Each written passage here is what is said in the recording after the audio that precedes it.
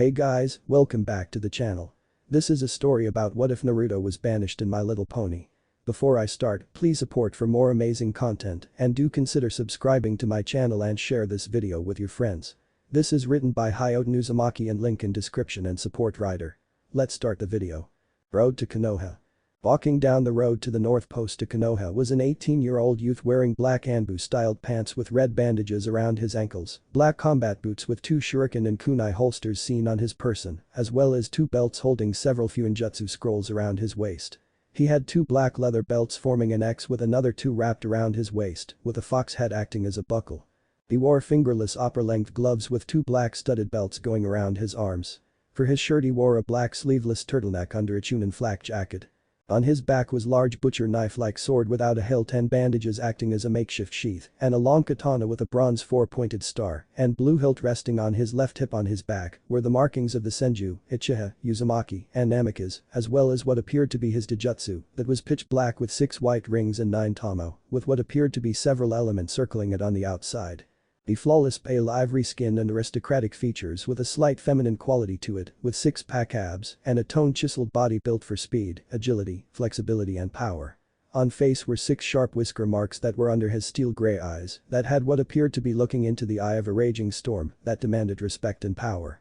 His hair appeared to be flowing in a non-existent wind that was midnight black, with red streams swirling through it as it reached his lower back that he had in a ponytail. This was Naruto Uzumaki Namikaze Uchiha Senju, son of a quad clan head of Konoha, war hero and heir of the Sage of 6 Paths, and second Juubi no Akami. Of course there was something the elemental nations knew of was he was a celestial being.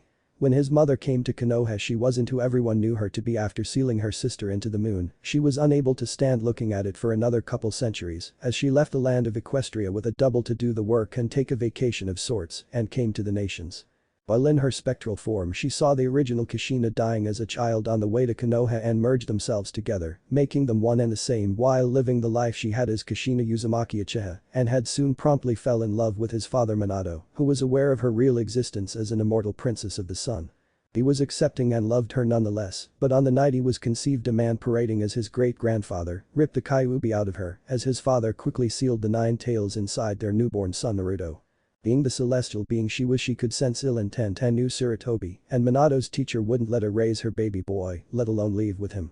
With this knowledge she left everything she knew in her world, from the basics to the master techniques, even the dark aspects of magic that Queen Asakura was known for wielding, and the techniques that rightfully belonged to Naruto of all the clans he belonged to.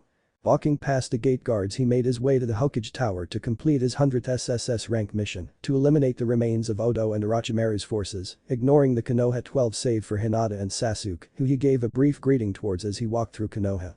At a young age, after sneaking into the Hokage's office, he found out that the man he once so affectionately called Jiji had planned everything for his student Twilight Tsunade, one of his loving fiancées, that he died while molding Naruto into someone who forgave everyone and would strive for everyone's acceptance while blocking off whatever bloodlines he had when he was driven into a rage. Running into the forest hiding his father's family home, he found a seal that contained the scroll his mother had left him and used his magical abilities to create a subspace where he could train for as long as he needed to master his bloodlines, but also his magical abilities and his flying capabilities. In the subspace he spent what seemed like a millennia in that space when it was only a few weeks in reality, and had fully mastered all of his bloodlines. While hiding behind the disguise of a moron, he hid away his true potential until the 4th war. Hokage's office. Walking into the Hokage's office, he saw the recently revived Toad Sage Jiraiya sitting behind the desk with the various Jounin and Toad elders as they turned with Naruto, tossing the mission scroll on the desk, saying mission accomplished Toad Sage. A random Jounin growled out, "Watch yourself, tool, when you speak to your betters." Giving a sideways glance the man backed away, seeing the storm in his eyes spin rapidly as they started to glow before turning his attention to the sage, saying, "I couldn't give a fuck if he was my father, the walking corpse should be happy. I'm even calling him sage, a title he hardly deserves, when I could call him toad fucker, and next week's lunch. Now are we finished? I've been on a mission for 3 weeks in Kiri, and I was this close to razing the pathetic village to the ground. Why I tolerate you? Foolish ninja is beyond me. And as for you and the rest of these slow decaying carcasses being my betters, I've cleaned dirt from my sandals that were better than you all," he said with a snort. Everyone frowned when Kakashi said, "Hey Naruto, why don't you come down to training ground 7 and train with me, Sakura and Sasuke, like old times?" Huffing he said, "Why would I train with a favoritism bastard and a bubblegum pink-haired whore? I'll ask again, are we done? I don't have the patience to be around you people more than it is necessary, so. Can I go? The one-eyed Jounin glared at him and said, you haven't been at any team training sessions as of late, so it is mandatory to be there, Chunin. Snorting, Naruto focused his killer intent, making him drop to his knees. I may be a Chunin human, but I am far more powerful than even the first Yuubi and Otsutsuki combined. I suggest you learn where you really stand in the world compared to me, because these jackets mean shit in reality. All they are a pair of symbols that mean nothing, just like these headbands. Turning to the sage, he said, I'll be taking my leave now, Toad, don't bother me for at least a week. Walking towards the door, he heard the Toad elders say, wait, Naruto boy, don't you want to continue your senjutsu training? Or maybe learn your father's final jutsu? Casting them a cold glance, making the room freeze over, he said, I've already mastered senjutsu to the point I don't need your assistance, and as for Minato's Hiraishin, well. Leaving his sentence half finished, he vanished in a flash of black, getting more frowns as Kakashi said, when is he going to get over himself and turn back to the old Naruto? Anko, who was sitting in the corner, snorted, getting everyone's attention, saying, please Haddock, why would he change back? He saves our collective asses several times. During the Otosuna invasion, where he beat the One-Tails and kept Konoha from becoming an oversized litter box. He got us several treaties with different countries. And lastly, he wins the war we were losing badly, might I mention. Pushing off the wall, she continued, and how does everyone repay him? The people he considered friends turned on him, especially when he returned Konoha's poster child with a few bruises, and everyone nearly votes to have him executed or exiled if it weren't for the threat the Kazekija sensei made years ago. He doesn't receive an ounce of gratitude from anyone while being treated as a tool instead of a person after all he's done for us. Even his supposed godfather and surrogate brothers turn on him as suddenly everyone gained an I'm more superior to you attitude.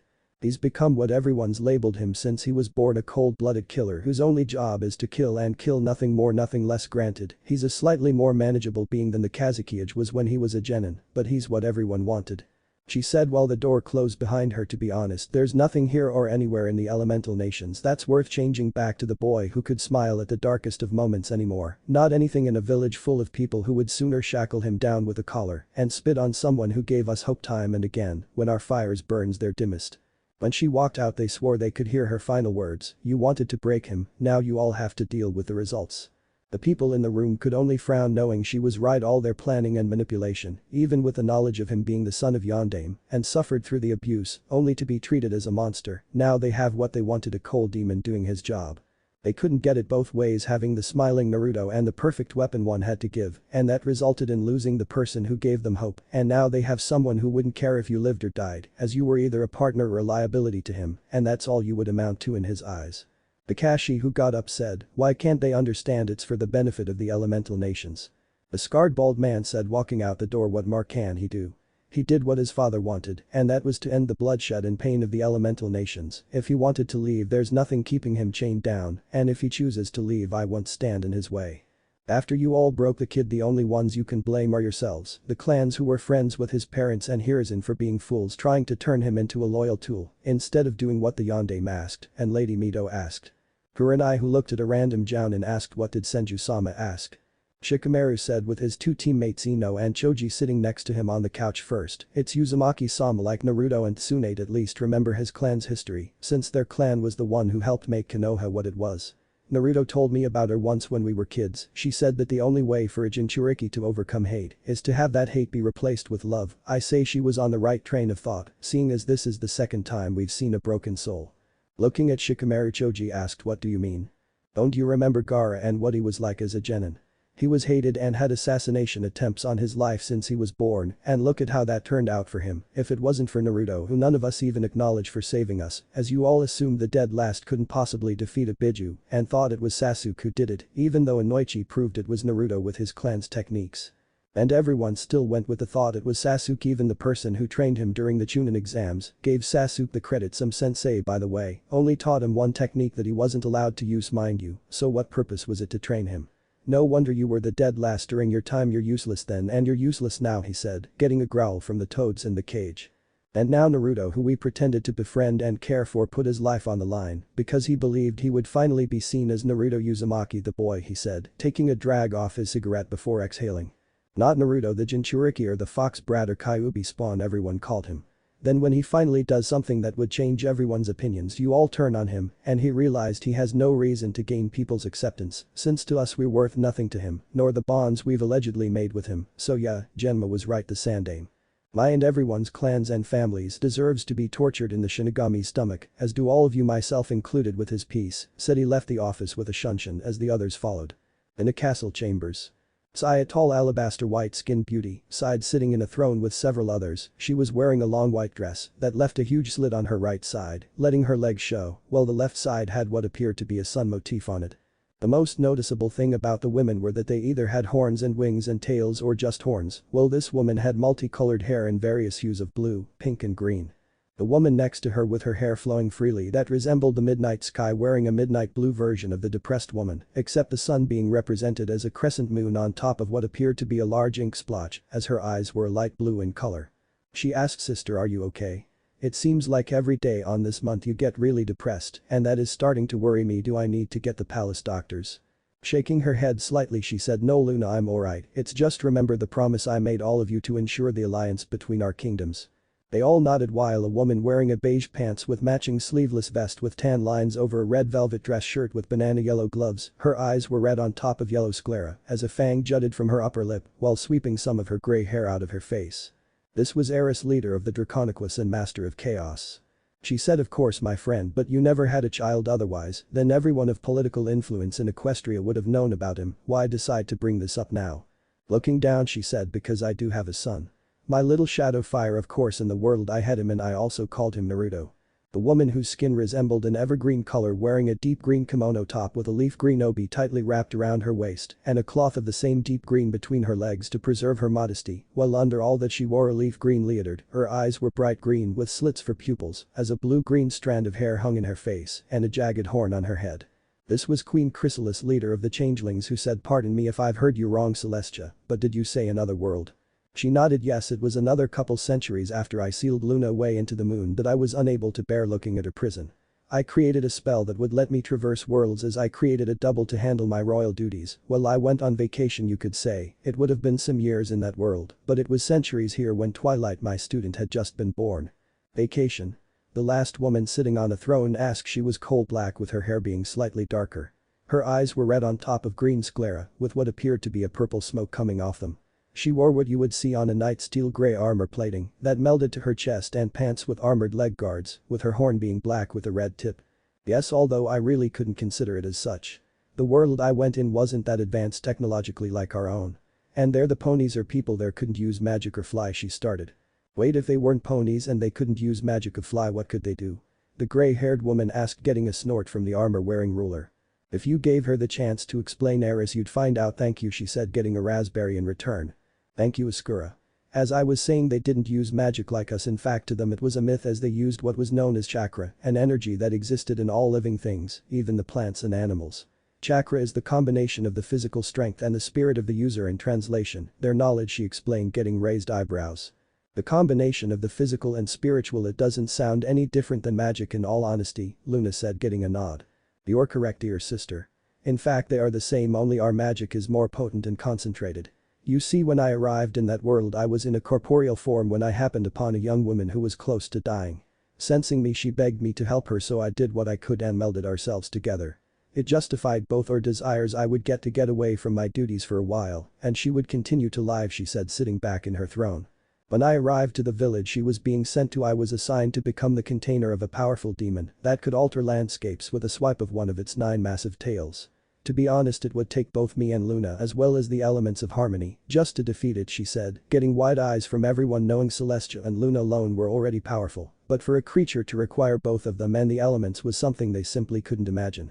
For the time being I was happy I didn't have people bowing to me as I walked through the streets or getting special treatment.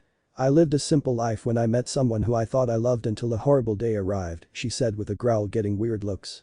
I became pregnant with my first and only foal, who on their world we gave him both my human body's names and his father's names, calling him Naruto Uzumaki Namikaze Senju Uchiha, while I called him Shadow Fire. The first and only time I physically held him when a masked man parading around with her grandfather's name ripped the 9 tails out of me and used it to cause mass destruction in the village. A tear escaped her eye. I intended to seal the nine tails away inside me again, but Minato, the current leader at the time, and my ex-husband chose to seal it away inside our son. He expected the village to respect his wish to see our son as a hero for keeping the creature from killing them at bay, she said with a cold laugh, unnerving those listening, unused to hearing the usually kind and maternal goddess be so dark. I told him he was a fool for having such blind faith in such fickle beings who only care about power, and told him if he continued to proceed, he would spit on not only me and Naruto, but his own beliefs of family before anything. He simply grabbed Naruto and sealed it inside him by sacrificing his life to a god of death to perform the sealing, thus creating a weapon for the village, she said, creating a photo of her with red hair holding her little boy. That still doesn't explain why you left him there, Zecora pointed out, getting a tired sigh showing her exhaustion. I wanted to bring him with me, but I wasn't aware until the last minute that while I was being given an IV, the doctor, under the command of the last leader, placed a fast-acting poison inside it. When I had already reached him, my body died, as I could only do what I was capable at the time, and that was to create a collection of not only all the literature and spells in Equestria, including dark magic and runes, but his father's techniques and all the techniques and fighting styles I secretly stole in the world and left it in a mark I placed on him before I left. Included in the collection was the spell I used to get there that would bring him and anyone else with him back. I've been waiting for him to come home for 18 years now, she said, looking at the photo with a smile, before she willed it away in a flash. Not wanting to hurt her sister, Luna said, Tia, how do you know he can even use magic? I mean, you did have him with someone who can't. There is the chance he can't use it, either, you know, like a Pegasi and unicorn, the child is going to be one of the two species. Shaking her head, smiling, she said, no, when I placed the seal holding everything, I used a spell that would amplify my DNA, making him a full-blooded alicorn while retaining his blood. I almost returned to that wretched place before. When he placed the nine tails in my son, I put a fraction of my soul inside it to speak with him at least once. When the fragment did its job, I was shown his memories and saw the life he had to live as a child, being treated like a monster because of Minato and that accursed old ape Sarutobi. Wait, that was a year ago. You were so angry. Equestria faced an extreme heat wave for a week before it stopped, Luna said, remembering that year. It was so hot everyone was forced to wearing their swimwear just because all their clothing was too thick to wear in the normally cool August weather. She nodded with a bit of a blush, as she was known as the calmer and rational of the two. She said, yes, after learning of his life, I hoped he would come home to where he rightfully belongs. Zecora, after hearing her response, stared with a blank expression till she said, Celestia, you do know that he is the only male alicorn in existence. Since your father Cosmos, you know he's going to need a lot of wives, and I'm not trying to sound weird or anything, but how are you going to be in his life when he and if he comes back? Blushing, she said, it would depend. If that's where everything leads to, I wouldn't oppose, just so long as I can be a part of my son's life. The village stole the one thing I desired in my life, as to raise my son. This is one guilty pleasure I would fight for.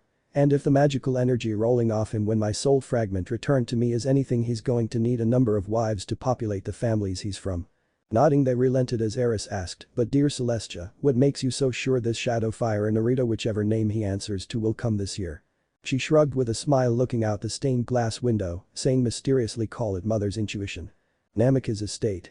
Ugh, ignorant ninja, Naruto said, walking into his father's home. How he loathed the man for making his life the hell it was, but the difference was he was alive and his father was dead, which brought a slight smile tugging at his lips before he sat on the couch. Feeling a pair of arms wrap around his waist, he heard a soft voice tickle his ears, don't let those fools bother you, Inukoi. Their lifespans are the equivalent of flies, short and unfulfilling. Another two pairs of arms wrapped around his waist, saying, she's right, Narukoi, and besides, you've made a breakthrough on the seal that will let us and the others leave these accursed lands and start a happy life with nothing being able to stop us. Reclining, he looked up to see three of his many fiancés, Tsunade Senju and Tamari Uzumaki and Shizune Kato, as he gave them loving smiles, something only those who hold a special part in his heart see. When Tamari found out her own brother, who was once a psychopath before Naruto set him straight, agreed to have the man of her dreams turned into the nation's pet, she disowned him and Kankuro as her brothers and resigned as a Suna ninja. When they asked why she did this, she said, I can't stand to share the same name as people who turned on the one who fixed our family and gave Gaara his sanity and still have the nerve to call the man I love brother after choosing to turn him into a glorified pet for the world without even so much as a thank you for all he's done. Without another word, she packed everything of importance and left for Konoha and stayed with Naruto as a leaf Kunoichi and was marked by Naruto a month after the war. As for Tsunade, the two had secretly been speaking with one another since Naruto was in his second year of the academy through a special communication scroll that he used to speak to her by burning it, as it would transport said scroll to another person or location. Over the years the two grew closer as he grew older until the two met agreeing to pretend they didn't get along with Uraya around, but when he wasn't and with Shizune sleeping in another room at the hotel, the young Biju used his and Kurama's yokai, making her younger, as he marked her as his and his alone, while Shizune joined a little later, after finding out a date she went on had gone south, because the guy just wanted to brag about dating the student of the legendary Slug Princess. When he had found out he hunted the guy down and beat that guy's ass till he was hospitalized permanently, and the best part of it all was that he did it in a disguise so he wouldn't get in trouble. Shizune was so touched by the fact he went out of his way to protect her heart and even more touched that Naruto offered to take her on a date to at least get over the pain she experienced. To be honest, she thought he was just going to take her to that ramen stand he always talked about, but instead she was surprised when he acted like a total gentleman while knowing he only went to Ichiraku's. Instead he made an impressive dinner and took her to the top of the Hokage monument during the night as they watched the lights in Konoha paint an image that she would never forget and admitted she wouldn't mind dating again and eventually became his mate during their 8th date. Agreeing, he told them and his other fiancés the truth about his heritage that threw them all for a loop. Not only was he the heir of several clans, but he was an immortal being with an energy more potent and concentrated than chakra. When he showed them his true training ground where he practiced everything else, they were amazed by his real appearance and admittedly turned on by the energy he gave off and were excited to learn when he marked them, they became what they were most aligned to. Both Tsunade and Shizune became unicorns and Tamari became a Pegasus as his other mates became either earth ponies as they were called or one of the other species. Training them master their abilities to the best of their abilities and learned they were still capable of using their chakra when they agreed when he figured out how to leave the nations, as he understood that when you leave your chakra would be converted into mana and only those turned into unicorns are capable of using their energy.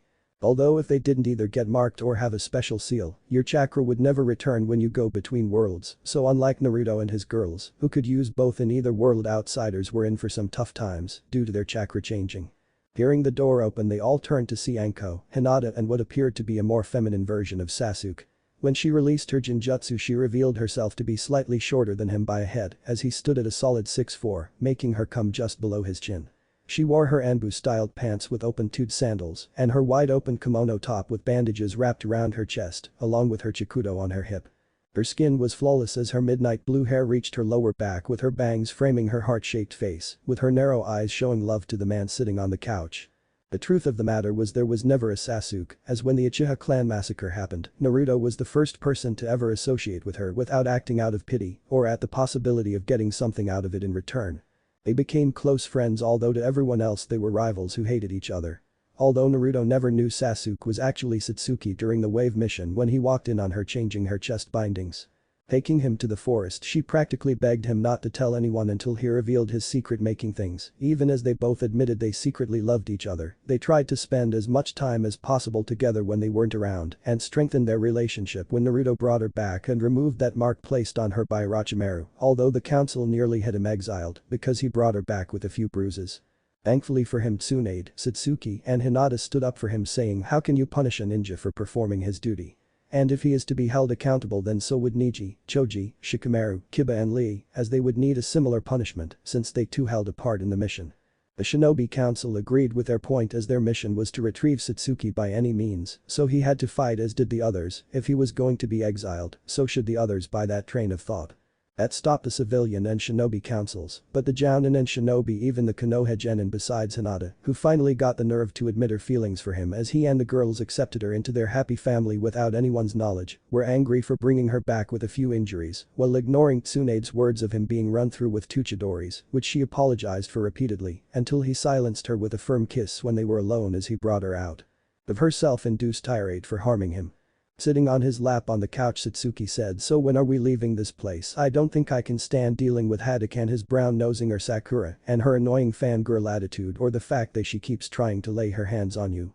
Kissing her cheek, he said, "We'll leave during this week since I gave the old toad a warning not to bother me during my week off. All of you have everything of importance on hand, right?" They nodded, showing the seals on their arms, getting a smile from him as he went still before growling in annoyance. It seems some just don't take no for an answer. Frowning at the loss of their Naru time, Hinata asked who had changed her clothing to a pair of shorts with her jacket wide open and a fishnet top. Naru-kun, who is it at the gate? Apparently Haddock and Haruno, he said, letting Satsuki get off his lap with a pout before he kissed her and grabbed his sword after he had stripped his clothing to a pair of sweatpants, revealing his chiseled chest and 8-pack abs with a fist-sized scar over his heart that he proudly wore as a battle scar that he called his badge of honor. 8 of the Namika's estate. Where the hell is that baka? He should be out here when we demand him to be out here. The recently promoted Jounin Sakura shouted in outrage only to hear a cold voice come from behind her. You know, Haruno, when you enter someone else's land it's impolite to demand something, and I'm already in a rather piss-poor mood, so I would suggest you watch what you say before I toss you clear across Konoha to the seas, Yuki no Kuni, with your arms bound and your chakra sealed, the voice said, making her jump in fright, seeing him standing on a tree branch with cold eyes as the hurricane in them spun slowly.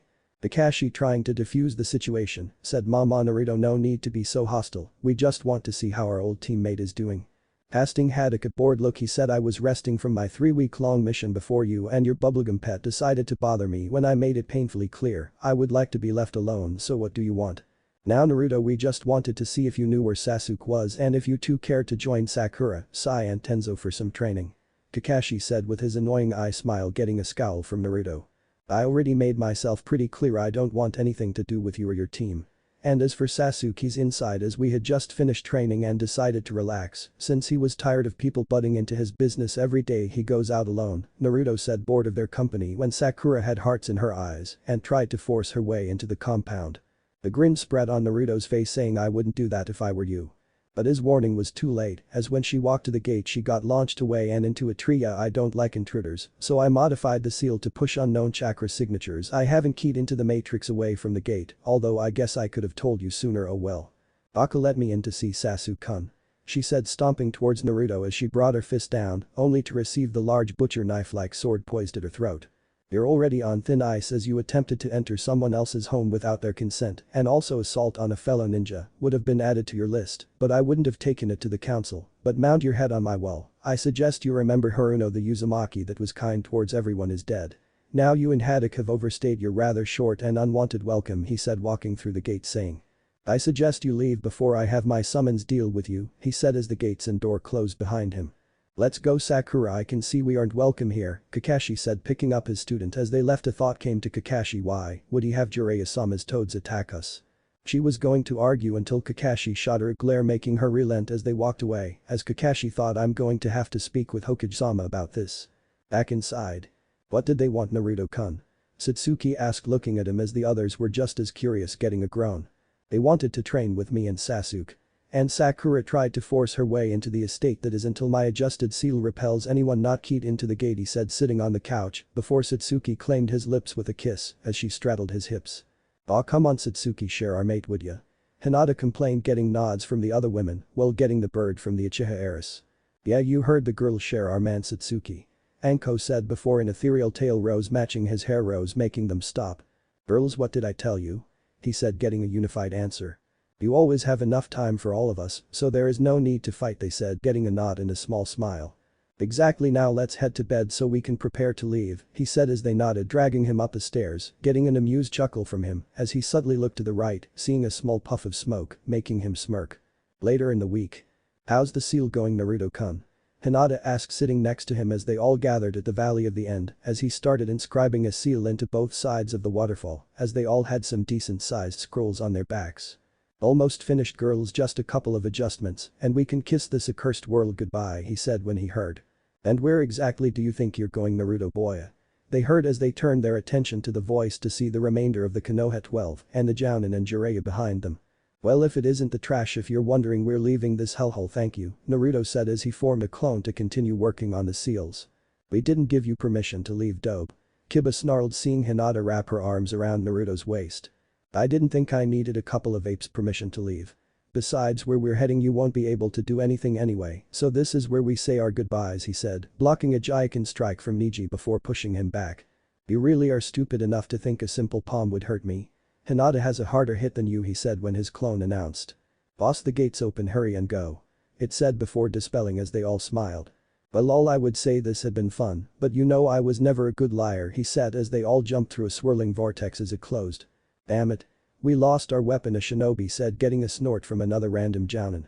You forget Full Hokage-sama is a seal master, he should be able to recreate whatever the demon used to leave. He and his horse will not be free for too long, he said as they all watched Jiraiya look over the carved seals to see they had become worn after the use.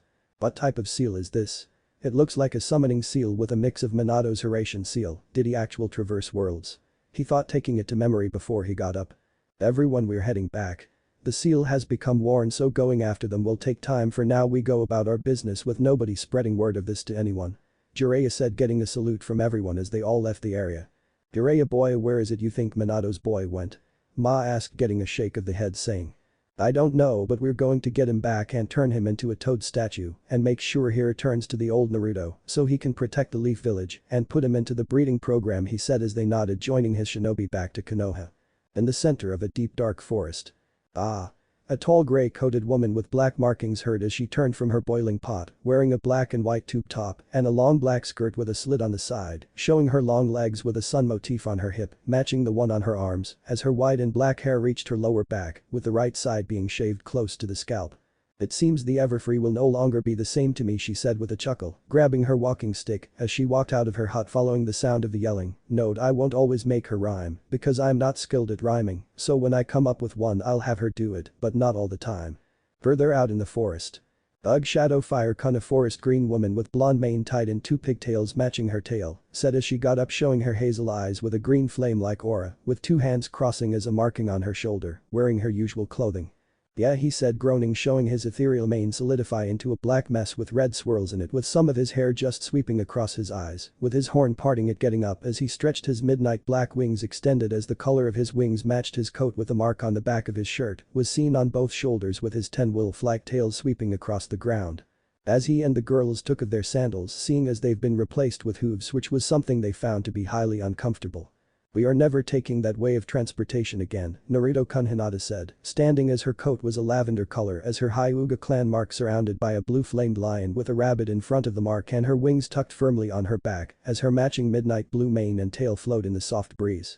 I might have to agree, Naruto-kun, that was not an experience I want to experience again, Satsuki said, straightening up as she showed she had a cold gray coat with midnight blue tail and mane, with the Uchiha fan made of lightning on her shoulder with a storm cloud above it. Are you two nuts? That was a hell of a ride, Wolfie, can we take a second ride? Anko said, jumping to her feet, hooves, as she showed her beige coat with her purple mane in its pineapple hairstyle and tail, with her mark being a snake with a sword in its mouth. A sand brown wing smacked her in the back of the head as she turned to see Tamari's sand brown coat with her blonde mane still done in 4 pigtails and tail, with her mark being a tornado made from sand, saying, I think we all would prefer to keep what we ate in our stomachs, thank you very much. I agree with Tamari-chan, Shizune said as they turned to see she had a sea green coat with short dark oak brown mane and tail, with a mark on her shoulder was a plus made from green flames. It seems I have some new ponies in my urban home, they heard, making them jump, drawing what weapons they had on hand to see a woman with a grey coat with strange markings, wearing a black and white strip tube top with a long black skirt, as her mane was long with the side of her hair cut close to the scalp. No need to fear, my pony friends, I did not mean to offend. I am Zecora, the medicine mare in the Everfree Forest, she said with a kind smile, making them relax, seeing as she meant no harm, but saw her blush while subtly looking at Naruto, who was wearing what he always wore in Konoha, except like him the others forsake their headbands and jackets. As the girls quirked an eyebrow, they agreed to plan and to see when they spent more time in Equestria, that they would see if the girls here would care to join their happy family. Well, Zecora-chan, it's nice to meet you. I'm Shadow Fire, or you can call me Naruto, he said, extending his hand, which she took in a firm grip before tilting her head to the side. Fish cake. She said, seeing him vanish to the other side of the clearing, with a depressed aura over his head, mumbling to himself while drawing figure eights in the ground. I'm not a fish cake, I'm a maelstrom bucket, they heard him mutter, getting a soft laughs from the others, causing Zecora to raise an eyebrow. Is he okay? I am curious for what made him be that way. She asked, getting a nod from Anko, who was wearing low-rise jeans with a black muscle shirt and her trench coat. Yeah, Naruto-kun is fine, it's just his mom meant for his name to mean the secondary meaning as in maelstrom, but everyone always jumped to the first meaning as a topping in raiment, she said, gesturing towards Naruto, who was still depressed. Naruto-kun, don't you think you should get up? We gotta find out where in Equestria we are and plan from there, Hinata said, wearing her usual clothing, complete with a lavender jacket minus the sleeves. She is right, Naruto-kun, besides a local found us, so Zecora might know where to go, Tamari said, wearing her old Suna-jounin uniform. Although the herbs here seem rather unique, just imagine the medicine we could make with these once we find out what they are and their effects, Tsunade said, with Shizune nodding as they wore their usual clothing. If you wish to know where you are, I'd be more than happy to help you go far, Zecora said as she walked deeper into the forest, quickly being followed by Naruto and the others as they made their way into her home. Zecora's hut. I gotta say Zecora-chan, this is a nice place you got here, I love the natural feel to it, Naruto said looking around as they sat at a table while Zecora boiled some water in a pot. Why thank you, when I first arrived here I built this hut with my own two hands. I'm proud of what it has become, she said with a warm smile which they returned and Naruto could appreciate, as when he was little before he found his father's home, he made his own little home in the forest outside Konoha, so of course she would have pride in her home. Handing them all a drink saying it is a special herbal blend from my old land. I must ask Naruto, why do I feel something coming from you other than your mana? In fact it's coming from all of you, but yours is stronger, and why did you fall from a vortex in the sky? Taking a sip he said, well Zecora-chan, in my own order I was born in another world, although I was born in Alicorn, and after some events that happened in that world, me and my mates decided we've done enough for them and left. Mates? She inquired looking at them as they pulled the collars of their shirts down, showing a wolf's head on their collars. Where we're from, he's the heir of several clans, people with special abilities that are only known by them, so he needs several wives to ensure those abilities continue, even though he is now an immortal and us by him marking us, Tsunade explained, getting an understanding yet semi-hopeful expression which the girls caught. Letting him continue he said, as for why you feel something different about me ignoring my mana, as an Alicorn in the world we were in there was a war waging, and to make a long story short, I sealed an ancient demon inside myself like my ancestor, through my father's blood did before me, what I didn't expect was for my own energy absorbed it, making me take its place. So you have that world's energy, yokai and mana, but that doesn't explain why the air seems so tranquil around you? She asked getting a nod. During my time there I trained in using the natural energy in the world, an art called senjutsu, making me stronger and more resilient to attacks, while also making me faster. It's difficult but worthwhile, he explained, getting an intrigued nod. I would take it you're looking for some pony? Zecora asked getting a nod from them all. Yes, I was wondering if you knew where Canterlot is and if we're anywhere nearby, or if not how long it would take to get there. He asked seeing her tilt her head to the side before snapping her fingers as she got up and went into another room. She seems real nice, Naruto-kun? Hinata asked getting a nod from the immortal. Yeah, she seems real nice, I just hope the rest of the locals here are just as hospitable as her, he said, as the others agreed when she returned with a large parchment. I'm afraid to say Canterlot is a day away by train, but the closest town is Ponyville where everything has a welcoming feel, she said, pointing to the map as the capital of Canterlot, while the Everfree Forest was just a quick walk away from Ponyville. I see, that is a shame, especially when we don't have any bits for transportation. Oh well, we'll cross that bridge when we get there, thanks anyway, Zecora, Naruto said, getting a smile in return which he found quite attractive on her. It's no trouble at all, but who is it you are searching for? Maybe I have heard of her before. She rhymed. You see, some years ago in my world as time flowed differently, which would be a few millennia, here she came and met my dad and had me due to some events I rather not speak of till a later time. Me and the girls left. She wrote me a note that I found along with some spells to learn, one of which was the spell to get here. He started getting a nod allowing him to continue. I was hoping that we landed near Canterlot because she lives there, or at least she still does, because time flows differently. For all I know she could be gone, he said, getting a hand on his shoulder, making him see it was Zecora offering him a smile. No need to fret, as I feel your love survives even in death. Now who is this mare of which you speak so fondly, so I may help you reach your family? She asked seeing him raise his head. I'm looking for Celestia, or as she went in my world, Kushina. Do you know if she's still around or not? He asked getting a smile from the mare before running back into the room and back with a picture of several girls, including a woman with Naruto's flowing hair, except it was an array of blue, green, pink and yellow wearing her dress. The mare you seek is very well, but her emotional health is a different tale, she said, pointing to the older multicolor-haired woman. Your mom is the princess of the Equestria, Naruto Kuntamari said with wide eyes, getting a nod from them. A prince of the Whirlpool Nation, possible heir for the throne, reincarnation of the Rikido Sennin, and the Nidaime Jubi no Akami. Your life just grows more and more interesting, she said good-naturedly, which they laughed at his blank expression. I must agree, the world has a way with playing with you, my little pony, she said, getting a snort. Stick around, Zecora, my dear, the world has been messing with me since I was old enough to walk, and thanks Zecora, you don't know how much this means to me, he said with a smile which she returned with a blush when he hugged her before separating. She shook her head saying, there is no need to thank me, I was simply doing what I thought was right and reunited a family. Do you know when you will go? They shrugged as he said, I don't know, none of us have any bits, and we don't know where the train station is, so we will be spending some time in the area getting familiar with the locals. Nodding she said, then we will be seeing each other more often than I originally thought as I go into Ponyville to buy groceries and supplies for my potions and brews. They smiled as Tsunade said, then whenever you're in the area you should come by and visit, it would be great to know some pony around here. Smiling she said, I would like that. The only ponies to visit is the sweetest little filly named Applebloom and her friends in the CMC. The question mark appeared over all their heads as they said in stereo CMC. She nodded. The CMC, or as the acronym stands for the Cutie Mark Crusaders, they don't have their cutie mark, so they do various tasks to find their special talents. Sounds like they have some serious dedication for them to be so young. I like that, Naruto said as the others nodded. If it's worth earning, it's worth its weight in effort, sweat, frustration and tears, Anko said, getting a nod from the others. Sagely words from a mare so young, Zecora admitted, getting a good-natured laugh from Hinata. I guess miracles do happen, huh? She said with a soft giggle as she ignored the mock glare sent her way by the snake mistress. As they all got up to leave, she said after wishing them well, if you ever need something do stop by at any time and feel free to keep that map. We will thank you, Zecora-chan. Naruto said, walking away as they waved her off, making her smile. Naruto-kun, you just made life here much more interesting, she thought before adding more wood to her fire as she went back to her pot. Outside the Everfree forest. Well, she was nice, huh? Satsuki said, getting a nod from the others. And very helpful. I think I could get used to this place and not have to worry about power-hungry bastards and manipulators walking without toes is something I'll have to get used to, though, he said as they nodded. Wait, this is your biological form, shouldn't we be complaining about this? Hinata stated, getting a shrug.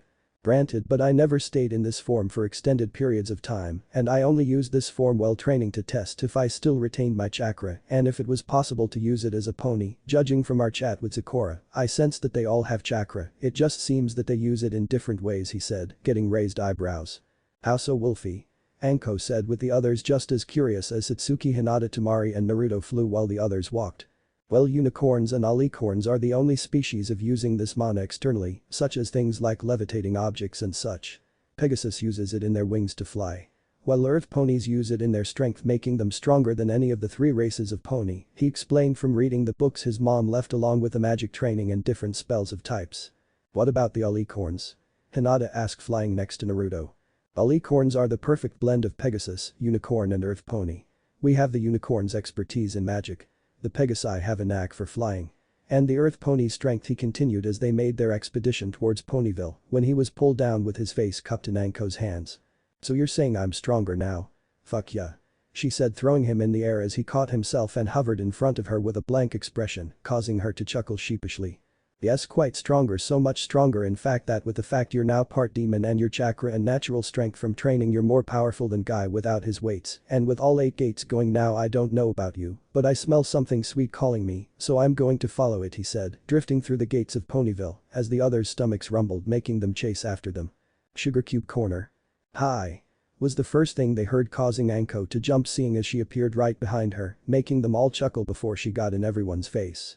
Her coat was a hot pink as she wore a pair of blue jean shorts with a mark of 3 balloons on her hip, matching the one on her shoulder, and wore a light pink t-shirt with the same 3 balloon logo on the left breast. As the balloons had smiles, her eyes were light blue, while her hair and tail was a magenta color, both of which were a mess. Hi, my name's Pinkie Pie and you all must be new here. I know because I know every pony in Ponyville. Gasp, wait, if you're new then that means you don't have many friends and that must be really bad, but don't worry, I'll be your friend and help you make more. I know I'll throw you all a welcome to Ponyville party anyways, what can I get ya? She said in one breath, making them go wide-eyed.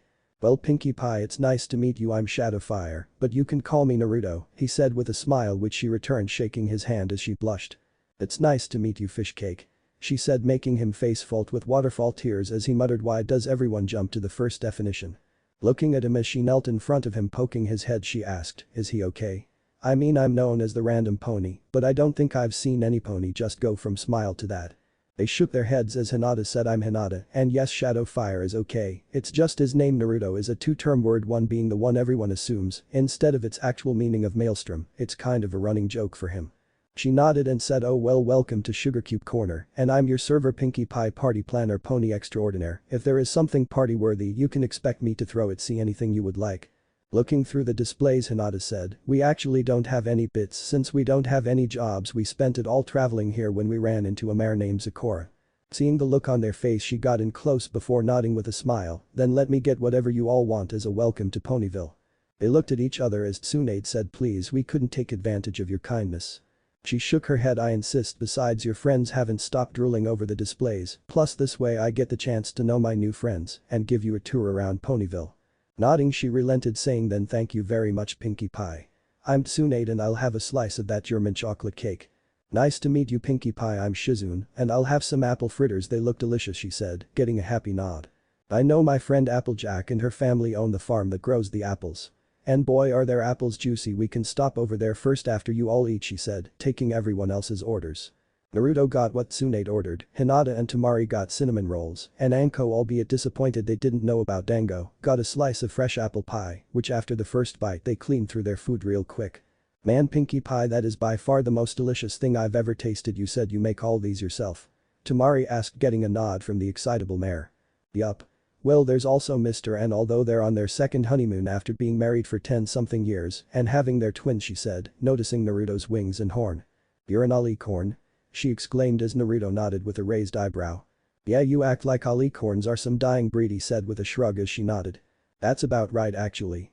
Excluding you there are only 4 alicorns with my friend Twilight, Princess Celestia, Princess Luna and Princess Mia Morcandenza, but she prefers Cadence she's Twilight's sister-in-law, but she's the ruler of the Crystal Empire with Twilight's brother Shining Armor as her head guard and husband she explained, getting a nod. So care to lead on with the tour Pinkie? I'm interested in seeing what this place is like it's got a real homey feel to it, Naruto said getting a nod as she grabbed his wrist and dragged him out the shop in a blur. And here I thought finding girls who would join our little family would take a while Tsunade said running after them. It could be his charm or his kind personality. Hinata offered as they meet up with Pinkie and Naruto as they nodded. Yeah but how many more girls are going to be interested in him? I mean there's got to be some limit.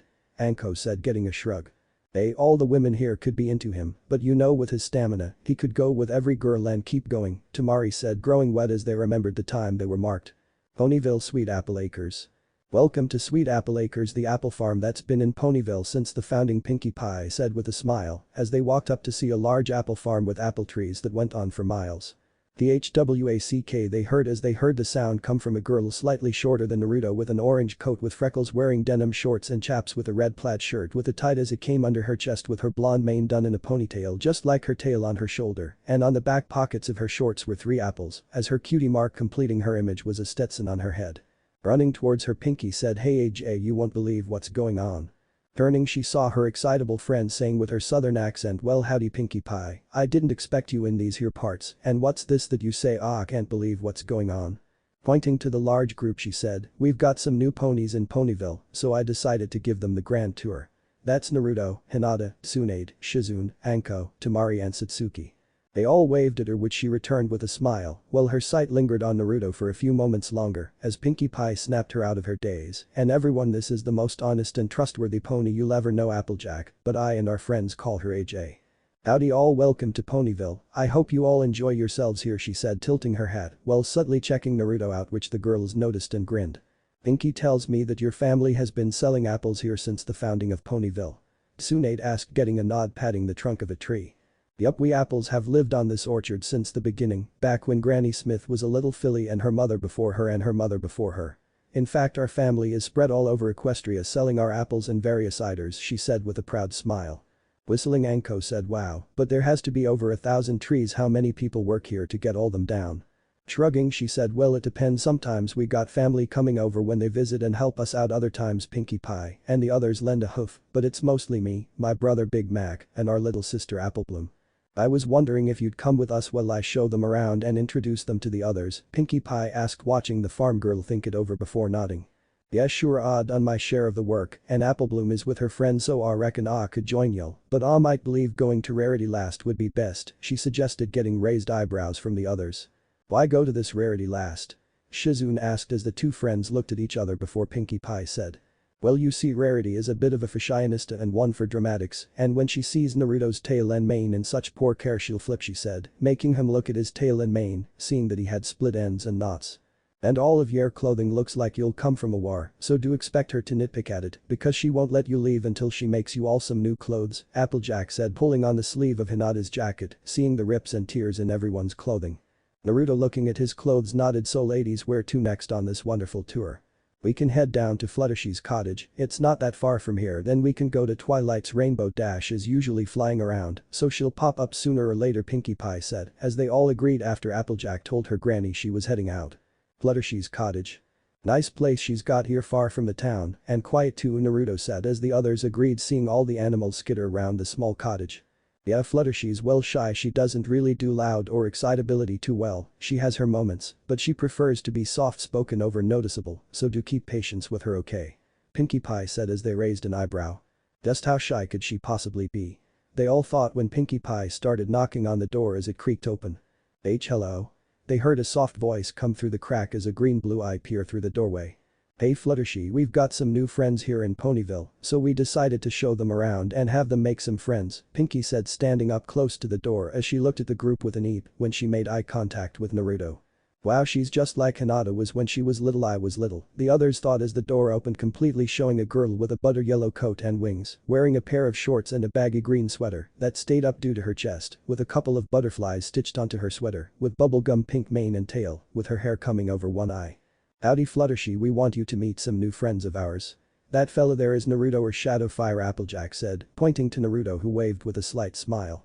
Then we've got Anko and Temari and Hinata, she said as the two smiled, waving or giving a salute, while Hinata gave a bow. And lastly we've got Shizune, Tsunade and Satsuki, they're new here to Ponyville, and Pinkie here insisted on showing them around. Everyone, this here is Fluttershy, she works as a vet and takes care of just about any critter that she comes across or some pony brings to her attention, Applejack said as Shizune bowed, while the other two nodded towards her while she waved with a smile. It's nice to meet you all, she said when a small bunny appeared on her shoulder, tapping her as she and everyone else looked at it, seeing it give her a stern glare while tapping its foot rapidly. Oh sorry, and this is Angel Bunny, but I just call her Angel, she said as the little rabbit waved at them before it hopped around Naruto before jumping on his head. Well, lol, rattlesnake in a mongoose pit, that ain't happened before, Applejack said as her friends nodded, getting a question mark appear over the others' heads. Is this really that rare? I mean, animals all seem to take this effect with me, but is she that cautious of others? Naruto asked, getting a snort from Applejack as Naruto scratched her under the chin. Cautious nothing, she's pretty much Pinkie Pie's Jiminy Cricket, and because of it, she lacked to defend her, while helping Fluttershy grow more self-confidence and self-esteem.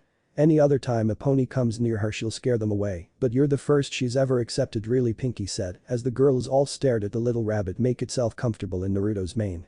If she's causing you any trouble I can get her off you if you want. Fluttershy said softly, getting a soft shake of the head. It's fine, she's not causing any trouble. So all the animals just love you, huh? Naruto asked, getting a nod from the timid mare. Well, I wouldn't say that, they all just seem to naturally like me and I enjoy helping animals, she said, getting a soft smile from Naruto as he saw an image of a younger Hinata overlap her. Come on, we still gotta get to Twilight's and Rarity's, you slow pokes. They heard as she was already at the end of the road, making Naruto's group look from where she was to where she was before. How did she? But she was just here a moment ago. Tsunade exclaimed, getting a laugh from Applejack. It's best not trying to understand, Pinkie Pie. Twilight tried using every scientific method she had available and she almost went insane, she said, making them all look at Fluttershy, who nodded meekly as they all ran after her. Twilight's library. Huff huff, man, how could she run that fast that quick? Temari panted, sitting against a large tree as the others panted, save for Fluttershy and Applejack. Does she ever get tired? Shizune asked, getting a negative from the two mares. Nope, she's got boundless energy that one. Some of us believe she's actually a unicorn as she hides her horn in her poofy mane, Applejack said good-naturedly as the others chuckled while Naruto raised an eyebrow. Or she's just capable of distorting reality and manipulate space and time to her will. Naruto said, getting the two girls to raise an eyebrow while the others nodded. Why would you think that, and more importantly, how is that even possible? Applejack asked. Where we were from before coming here we were in a war, and let me say, even earth ponies could use some form of magic to spew fire, create dragons made of water. Heck, the man who started the war was able to manipulate space and time to the point enemy attacks were useless because they would phase through him. We've seen some interesting things, he said as his girls nodded, with Anko doing an example as she disappeared in a puff of smoke, as in her place was a double of Naruto down to the last. The tail. How did you? Applejack and Fluttershy blushed at the sight of two Narutos, both of which had that smile that they found so alluring to them when Anko changed back. As we said, where we were before, earth ponies could do things like this no problem, even more devastating things too, he said as they nodded before opening the door. Inside the library. Pinkie.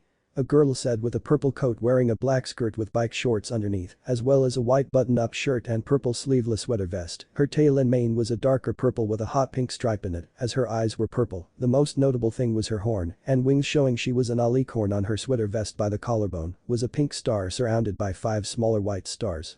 But then I was like, whoa, this guy was not only cute but he was an alicorn, and he and his friends. Pinky continued as she ignored Twilight trying to get her attention until she was silenced thanks to her friend covering her mouth with her hand. I don't know why we don't just get her a muzzle, makes getting a word in so much easier. Twilight, her friend, said she had a cyan blue coat with her rainbow colored mane that she kept in a high ponytail and tail and magenta colored eyes. She was wearing a pair of brown short shorts with a dark blue leotard and short hoodie that would leave her stomach bare. On the back of the jacket she had a storm cloud shooting a rainbow colored lightning bolt. That would be cruel. Rainbow dash. Now Pinky, I'm going to take my hand off your mouth. Do you promise to stop talking when I do so I can say what I have to say? Twilight asked, getting an excited nod which Twilight returned. Now Pinky, you said a random alicorn, a male alicorn at that, and several women just walked into your store with no bits to their name and you offered to show them around. Twilight asked, getting a hyperactive nod. And you took them to Applejack's family farm, then to Fluttershy's cottage when you decided to bring him here. She continued, getting another nod. Looking around she asked, so where are they? The hyperactive pink mare started to panic when they heard their hero. Turning, they saw Applejack and Fluttershy walk into her library when they saw the new arrivals to Ponyville. As like before, the two mares blushed seeing Naruto. Twilight, this here is Shadowfire, but he goes by Naruto. With him are Satsuki, Tsunade, Shizune, Temari, Anko and Hinata, Applejack said as they all nodded with a slight wave when Twilight used her magic to grab a book and read the word Naruto. Fish cake. She said, causing a depressed aura to flood the room as he sat in the corner. He has the second translation as goes with Maelstrom, and the first one is sensitive, Pinkie Pie said as she gently patted him on the shoulder, letting him get up. Anyways everyone, this here is Rainbow Dash, fastest flyer in all of Equestria and our resident alicorn princess Twilight Sparkle, she said, getting a sup from Rainbow Dash while she got away from Twilight when a little purple scaled dragon walked in wearing grey shorts with a purple short-sleeved shirt under a green hoodie with short purple hair with toxic green streaks in it, with him just coming to Naruto's mid-stomach. Hey Twilight, Pinkie Pie, Rainbow Dash, Edge, Fluttershy, I don't think I know you guys, he said standing in front of Naruto and the others when Angel hopped out of his mane and onto the little dragon's head before running to Fluttershy, getting a snort from Anko and Temari. Hey Spike, these ponies are new to town. That's Shadowfire, Temari, Satsuki, Anko, Hinata, Shizune and Tsunade, and Pinkie Pie decided to show them all around Ponyville. Every pony, this is Spike, Twilight said, introducing the little purple and green lizard. Walking forward he extended his clawed hand, he said, nice to meet you, as you know my name's Spike, welcome to Ponyville. Grabbing it in a handshake Naruto said, thanks for the welcome, I've gotta be honest, I've never seen a dragon in real life before. I gotta say you've got a firm grip, you train. Nodding slightly he said, I just started, really you'd be surprised what craziness goes on here in Equestria and mostly Ponyville. I've always been on the sidelines, so I started training to help out, even if it was small assistance, so I can protect the ponies that matter to me. Grinning he said, a desire to protect what's important to you, admirable. Well, if you want, we've got some skills and techniques that would help you grow stronger to help them out when we get settled here, just look for me and we can get started. He nodded as the rainbow-haired mare walked forward, it's nice to meet you. You know, when I heard Pinkie talk about there being a new alicorn in Ponyville, I thought she was simply on a sugar high since the last new alicorn was Twilight. He shrugged saying, yeah, she told me that excluding me there are only 4 alicorns, all of which are female. We recently won a war and after feeling like we've overstayed our welcome, I used a spell to bring us here, well, more like the Everfree Forest. That Zecora is one nice mare, to be honest, went as far as to let us into her hut even though she didn't know us. Twilight nodded, she is really nice, so shall we all head to Rarity's? They all nodded while Spike had hearts in his eyes, making the others sweat drop as Rainbow said quietly, he's got a huge crush on Rarity. He likes to think he's subtle with that, but everyone's widely aware of it, well, every pony but Rarity. At the soft mentioning of Rarity, Spike started to slowly drool, making the sweat drop on the back of everyone's heads grow bigger as Applejack picked Spike up as they all left for the fashion designer. Rarity's boutique. So this is her store where she makes clothing on her own? Naruto asked, getting a nod from the girls gesturing to their clothes. Yup, she's pretty good with her magic and not bad at multitasking. She has her magic working several machines and coordinating fabrics and measurements. She's also designed clothing for some pretty famous ponies, Sapphire Shores being one, Twilight said as they walked in, seeing a unicorn whose coat was pristine white with a deep purple mane and tail. She wore a tan skirt with a black turtleneck while a purple diamond attached to a chain was around her neck with her deep blue borderline purple eyes. Rarity, we've got some new friends here in Ponyville and decided to show them around, Rainbow Dash said, making her turn from her focus to the large group when she blushed seeing Naruto before she gasped seeing their clothing before she appeared in front of Naruto, checking all of their clothes. Asked, my dear, what happened to all of your clothes? They look like they've gone through a shredder. she exclaimed before grabbing a roll of measuring tape and instantly took measurements for Naruto before asking him what type of clothing he likes best before she did the same for the girls. Looking at their clothes one more time, Naruto said, "What's wrong with our clothes? I mean, yeah, they've seen better days, but I wouldn't say they're that bad." She shook her head saying, "I can't let something like this go unseen. Stick around and I'll be finished with your clothes soon." Pointing to the clothes they could see 5 complete sets, making their eyes snap open before Twilight said, "It's like I said, she's pretty good at multitasking, especially for supermodels or music singers and musicians. You should have seen her during a fashion shoot a couple years ago." And finished. Rarity exclaimed, using her magic to hover over the new clothing to them all as Naruto and the others were pushed into the changing room as they all came out after a few moments. Naruto was wearing a pair of black denim jeans with 2 denim overlay pockets as he had belts wrapped around his legs with a long sleeveless grey double-ended zipper top that left the belly button bare, showing he had his fishnet on with a 2-tone sleeveless vest with the body being black with red lining as the inside was royal blue and a single black arm warmer, imagine Riku's KH2 costume. Anko wore black low-rise jeans with a blue long-sleeve top while keeping her hair in its pineapple-style cut as she ditched her jacket. Hinata wore a pair of grey shorts with orange long-sleeve shirt and a remake of her lavender jacket that was turned into a short jacket that came below her chest. Himari ditched her 4-pigtail hairstyle and now let her hair down in a single ponytail with a pair of brown zipper jaune shorts with a black V-cut short-sleeved shirt. Satsuki, who ditched the shirt and wore a black muscle shirt with a white short-sleeved jacket and black jeans with a single belt that was in a single loop that let it hang on her waist. Shizune wore a skirt with bike shorts underneath and a tight white turtleneck with the neck coming over her shoulders. And Tsunade wore tight vinyl leather jeans that hugged her figure just like the girls, wearing a red blouse as they were all given approving nods from the others. "You all just look so fabulous, tell me, how do they feel?" Rarity asked with a smile, seeing them look themselves over. "I like the feel of them, not too constricting but breathable, very comfortable too," Naruto said, stretching as the others agreed.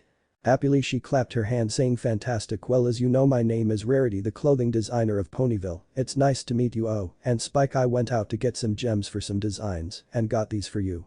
Levitating a large bucket full of gems, the little dragon started to drool with huge rubies in his eyes before he dived into the bucket, causing a backlash with a few hitting the girls while Naruto created a barrier with his magic. "I take it he likes them?" Hinata asked, getting a nod from the girls who were plucking a few stray gems off them. "If they were a dragon or a mare, he'd marry them well before he eats them, that is," Rainbow Dash said with a chuckle, imagining such a thing. "So Shadowfire, can I call you Shadowfire?" Twilight asked, getting a shrug from Naruto. "It doesn't matter, Shadowfire, Shadow or Naruto is fine. What did you want to ask?" he said as they all sat on the couch when Rarity brought some tea in. "I was wondering why the sudden appearance.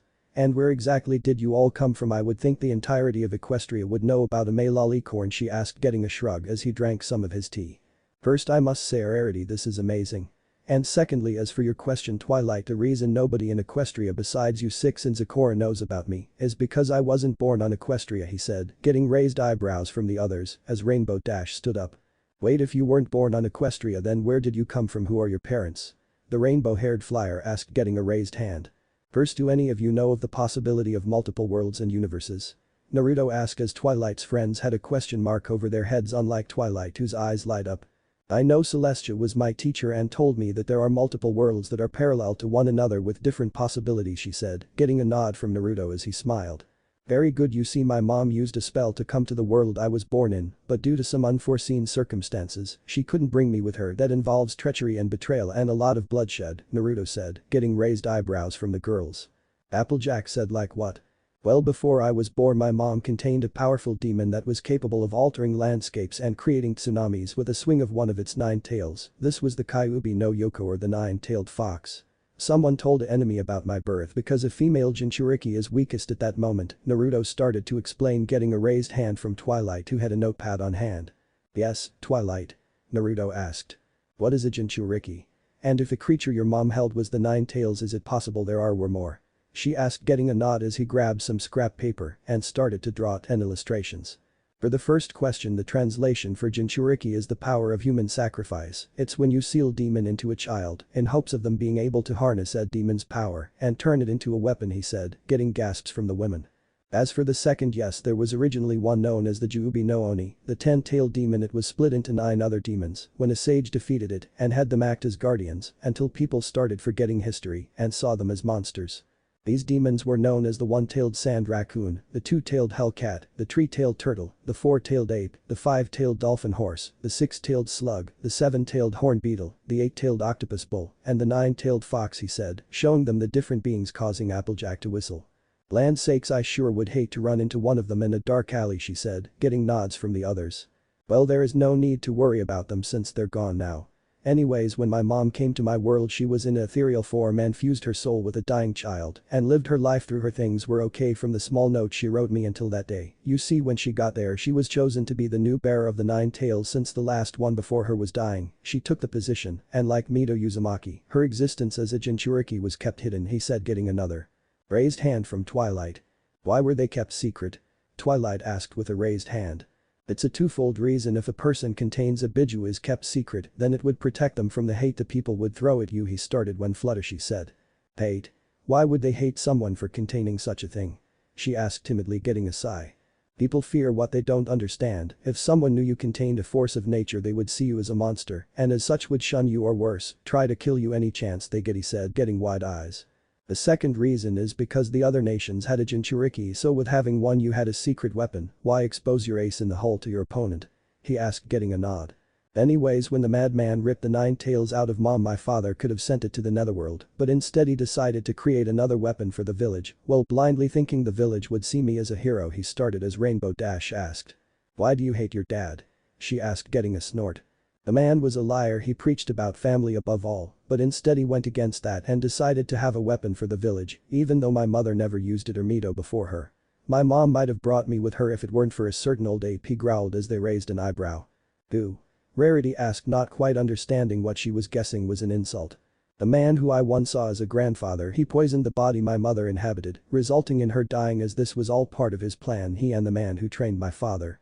They wanted a young child to harbor the 9 tails, so I could be molded into some loyal tool loyal to the village. To do this, he had to pretend to save me, he started as his eyes glowed slightly. Save? How would he save you? Pinkie Pie asked. He revealed my status as a Jinchuriki, and with the fact it nearly whipped out the village only fueled everyone's hate even more. He would have his special ops known as Anbu to have them save me from the mobs that would nearly kill me on a basis. My godfather lied to my cousin on Minato's side of the family. Pointing to Tsunade, he said about me dying during birth, causing me to grow up without any family, so my loyalty would be to the village and nobody else since I held the strongest of the tailed beast. I discovered this plan at the age of 3 when I ran from a mob and hid in his office. When I found the notes in my rage, I found the house Minato left me to have when I was old enough and found the things Mom left me and trained away from public eye while growing stronger as they tried to stunt my growth.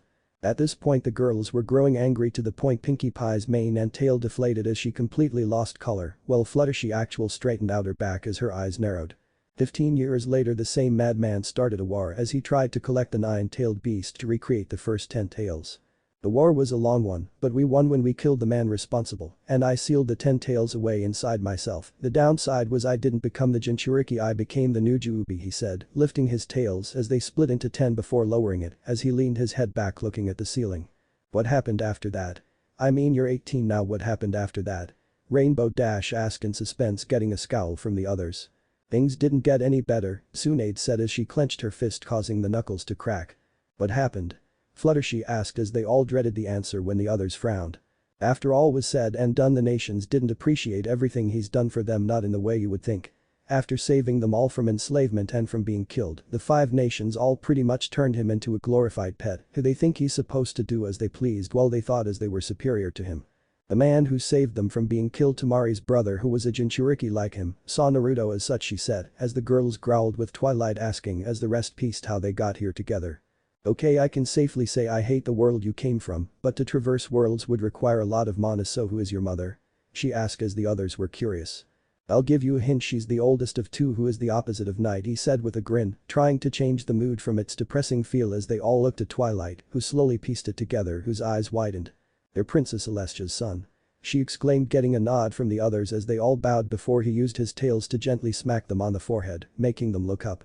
Now you see why I didn't mention it off the bat, because you all would have started that nonsense. I haven't done anything to deserve that treatment, alright. All I want is to be treated like any normal pony and become your friends while trying to live a life here in Equestria, and I don't want to hear anything about a prince, alright? He said with a smile, making them nod. But he said as they sat up when Pinkie Pie hugged him, getting a raised eyebrow from him. She's the emotional type. If she feels you keep your emotions pent up, she feels someone's got to express it for them, so she tends to do it herself, Twilight said as they saw her hug Titan, making him gently pat her on the back as she sniffed before letting up as she saw him smile. Well Shadow, I hate to say it, but the train to get to Canterlot is currently under repairs, and I would guess the spell you used to get here drained you quite a bit. Rarity asked, getting a nod. Yeah, traversing worlds is rather taxing. I could possibly perform that spell twice a day if I could get a steady supply of energy to do it, he said as he yawned, stretching. Do you guys have anywhere to stay for the time being? Fluttershy asked, getting a negative from the group of world jumpers. Nope, sadly we don't have a bit to either of our names. We were possibly going to make a campsite for the night and travel to Canterlot when the sun comes up. I mean, if leave early, we should make it by midnight tomorrow, Tsunade said, causing the farm girl to stand. Now that we just can't have.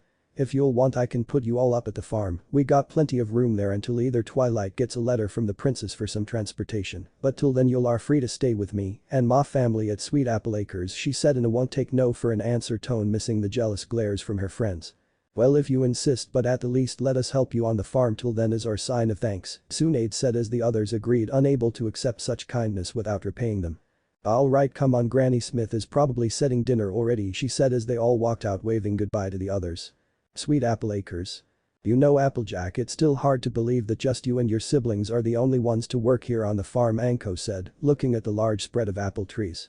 Well, it's like I said, we get some help from family every now and again, but with hard work and dedication, we manage on our own just fine. Applebloom is able to handle about 10 to 20 trees on her own before getting tuckered out. Big Mac and I can clear about 100 easy, she said, getting a whistle as she opened the main door. Granny, think you can set up 7 more plates? We got company, she announced as they followed her into the dining room. Mo, we've got guests. Well, let me just get a few more plates, then the elderly woman said, walking back into the kitchen. She aged well for her elderly state. She had a pale green coat with her grey mane and coat done in a bun, as she wore a pair of jeans and flannel button-up shirt with a hot pie on her shoulder. Hey, I'm Applebloom, it's great having new company over, a little girl said with a yellowish coat with red mane and a bow in her mane. She was wearing blue overalls and an orange shirt with a wide smile. Yep, the tallest in the room said, standing just over Naruto by a few inches, making him 6'6" with a red coat and blonde mane and tail, wearing worn blue jeans and a grey flannel shirt with the sleeves rolled up. Everyone, this here is Shadowfire, Tsunade, Satsuki, Hinata, Tamari, Anko and Shizune. They're new here to Ponyville, so I offered to shack them up until we can get to Canterlot to speak with the princesses about something. They'll be helping us out on the farm for the time being, as a way of showing their gratitude, Applejack explained, as Granny Smith had set several plates down for the new guest when she reached up and pinched Naruto's cheek. Oh, you're so skinny, child, let Granny Smith put some meat on those bones, she said, sitting them all down and filling their plates completely. Taking a bite, Naruto said, this is simply the most amazing thing I've tasted, Granny Smith. Satsuki nodded as she ate, and the others ate at a slower pace than Naruto, saying, I gotta agree, what's your secret? She chuckled while shaking her head, saying, sorry missy, but unless one of you intend on marrying the family, I can't reveal that. Been in the family for generations. Nodding, Naruto said with a grin, well, that's a shame, although. Tamari cut him off. Applejack seems like a pretty nice mare for Naruto, we need help keeping this idiot grounded sometimes. Hearing this, Applejack blushed while trying to make herself seem as small as possible, while Granny Smith looked between the shrinking Apple Mare and Alicorn Prince, who was off in his own world with an eye smile. I agree, Applejack needs an honest colt in her life, some pony who can deal with her strong-headed nature, but I'm going to take a guess that you girls all share this little colt here. She said, looking at them intently, making their eyes widen. How did you? Hinata asked, getting a shrug from the old mare as she grinned. You don't live to be my age and not notice things, my little filly. Now how is that possible? She asked as Tsunade explained the relationship situation where they were from as they all continued to eat. She closed her eyes, saying, so where you were all from, if you're the last of your family to ensure that they continue to live, they have a colt or a mare, marry multiple mates and have children, so he's not only an alicorn, but he's the last of several families, 2 of which you, Satsuki here and Naruto share. They nodded while turning her attention to Naruto, who already had his 4th helping. And tell me, young man, do you just marry any mare who you come across? He shook his head, saying, no, I only marry out of love, nothing less. I would do anything to ensure their safety, even at the risk of my own life, as to me family holds more importance than anything. Granny Smith. Looking into his eyes, she could see he was telling the truth as she relented. Standing, she said, you're a good colt, Naruto, he's a keeper, Applejack, you should give him a chance someday, but for now it's late, so let's all get to bed, we got a lot of apples to pick tomorrow, so be up bright and early. They all nodded as they cleaned their plates as Applejack led them all to their rooms. The shower later in Naruto's room. Man, I don't care, I could really get over Raymond if I could have more of Granny Smith's cooking, Naruto said sitting on the bed in his boxers, and Sweetman's Big Mac was kind enough to let him wear with his new clothes, sitting on the seat of an open chair before he fell back. Slowly letting sleep claim him, he thought, I finally made it, and just a little longer mom, and I'll finally get to see you again. He felt chakra being used as he saw the room flash blue, before he felt a weight on top of him as the shadow leaned forward, showing it was Tamari wearing just her sky blue panties, showing her firm C cup with her mane and tail still wet from her shower. Hey Tamari, was getting a drink of water when I dropped my glass, so I had to clean up the mess, Applejack said as an excuse, getting a snort from the former Suna Kunoichi. Well, if you're still going for another drink of water, care to have some company? Naruto fell asleep shortly after a chat about what we're going to do next while we're here, she said, getting a hesitant nod as she blushed. Kitchen. Grabbing a glass as they poured some apple juice, the two spoke while sitting on the counter, chatting about all the crazy antics they've experienced, with Applejack laughing. Wait, you're saying that Naruto accidentally kissed Satsuki while she pretended to be a boy? She asked with tears in her eyes, trying to catch her breath, getting a nod. Yup, well, Naruto pretended to be a moron. He had to deal with a girl with a bubblegum pink mane, who was Satsuki's #1 fangirl, while Naruto pretended to be an idiot. He used her as his cover because she was so obnoxiously loud, not like Pinkie Pie, she said, shaking her head. No, unlike Pinkie Pie, she was pathetic, always expecting someone to do the work for her, or hoped her knight in shining armor would always save her, and let her skills as a kunoichi amount to that of a basic student with glorified strength, because she was trained by Tsunade until she attacked Naruto when he brought Satsuki back with a few bruises. When she went rogue, she explained, getting a shocked look from her. What about him, how was he? She asked, getting a sigh. Doofus eyes puncture wounds to his heart because Satsuki was taught an assassination spell that was made from lightning. If it weren't for him containing the 9 tails and him being an alicorn and thus making him immortal, he would have died. That didn't stop all of his former friends and the other ninja in the village, she said, growling before she stopped. They waited till he was permitted to leave the hospital when the doctors who hated him deemed him stable. Their idea of stable was him breathing and conscious. When they saw him standing, they kicked him out of the hospital, and he was attacked by the ninja of the village, including the team he was on to retrieve Satsuki. When Tsunade came in, she came to see me and my former brothers. They're keeping them back. When she saw Sakura slam a supercharged punch, capable of compressing the ground into his abdomen, she said, shuddering at the image. When Tsunade saw this, she went on a rage along with Hinata, Shizune, Anko and I, as we killed many of the ninja before me and the others were detained by Anbu, the black ops of the ninja world. We were going to be executed when my sensei and Tsunade-sama made a threat, she said, getting a raised eyebrow. What was it? Applejack asked as she sighed. First, Tsunade found records saying that Naruto was the one who got them so many alliances with several different continents and villages, my old village included, when he stopped my brother from destroying his village. Sensei said if they execute Naruto and us, then he would notify the other villages about the treatment of a hero for not only completing a mission, but also dissipate the contracts we had with the village. He had the backing of all the villages Naruto helped to, saying they would break their contract as well. They even had the backing of their country's daimyo that would and did cut the funding of their village by 30% after hearing about the treatment of one of their ninja for doing his job, she said, getting a snort from Aj. Oh, I hope I see those snakes in the crabgrass because I'm going to make them pay for doing that to such a kind cult, she exclaimed, getting a smile. So I have to ask, she said, softly sliding closer to Applejack as she whispered. Did you enjoy our performance? She asked, getting a startled up as she hopped up from her seat. How did you know? She asked, getting a coy smile. My dear, I saw you peeping on us. You know me and the girls want to add to our family. If you and your friends want, you could join us, she asked with a smile as Applejack asked. How can he keep so many women mares happy? I mean, there are 6 of you, he would have to have some sort of trick to satisfy you like he did with you, she asked, blushing as the expression Tamari had was still fresh in her head. Well, not only is he an alicorn, but he's also the new Juubi, a powerful demon, so he's got stamina and spades, along with his chakra, yaokai and mana, she said, getting a nod when she asked another question. What about growing older? I mean, he's immortal and you're all gonna pass on sooner or later, she said, getting a shake of the head. When we mate, he marks us as his lovers and as such we're only attracted to him. I mean, we may think a guy is attractive, but not as much as Naruto, who won us over with his loving and dedicated personality.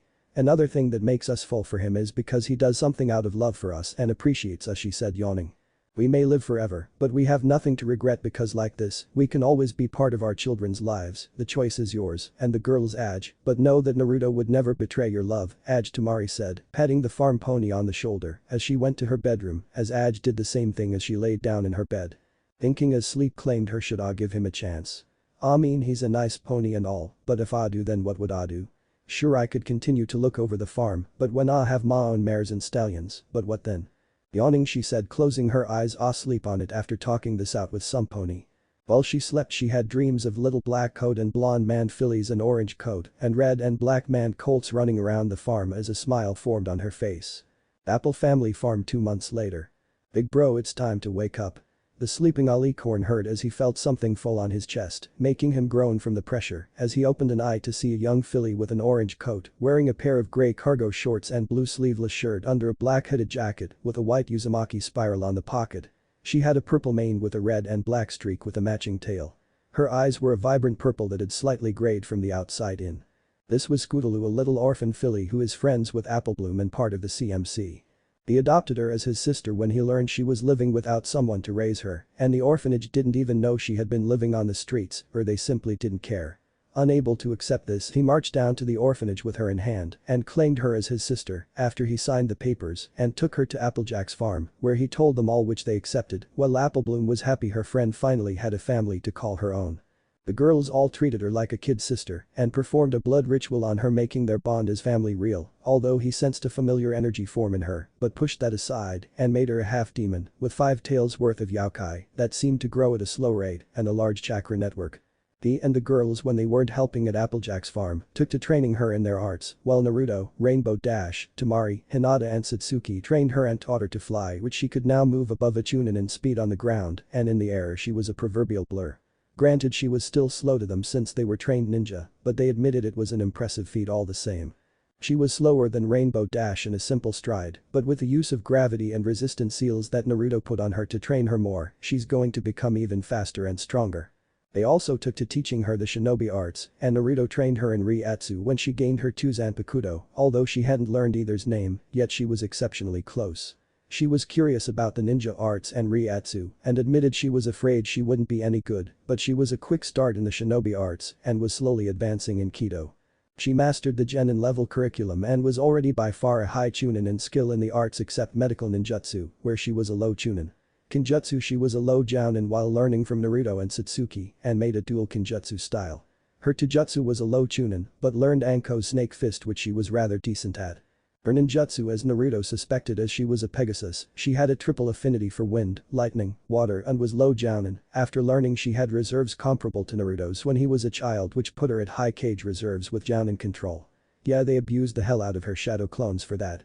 Her Fuinjutsu was the best so far at Uzumaki jounin level. Naruto and the others made her promise not to use those skills unless it was to defend others. Same for her Kido and her other techniques, which she agreed to. Brown 5 more minutes. This bro sleepy, Naruto complained under his blanket as a light storm gray hand patted her on the head, making her roll her eyes before getting off as she snatched the covers off. Underneath was a bare chest Naruto, whose coat had lightened since his arrival to Equestria. He believed that it was because he could finally have the thing he desired, and that was peace and happiness. Peace, knowing it was a fat chance in hell that the elemental nations would find him and the others. And happiness because he didn't have to deal with people feeling they were instantly superior to him because of his status as a Biju. Opening his eyes, his sclera stayed black as his eyes were now white as he saw an annoyed Scootaloo glaring at him, making him chuckle as he got out of bed before going into the shower to wash up. I can't wait, today's Family Appreciation Day at school. I can't wait for everyone to see how cool you are, she said, hopping around as her slightly above average wings flapped in excitement.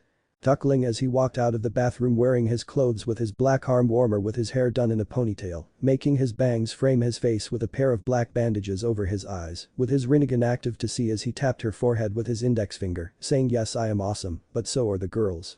They are your sisters as well. Come on sis, when we finish eating we can leave."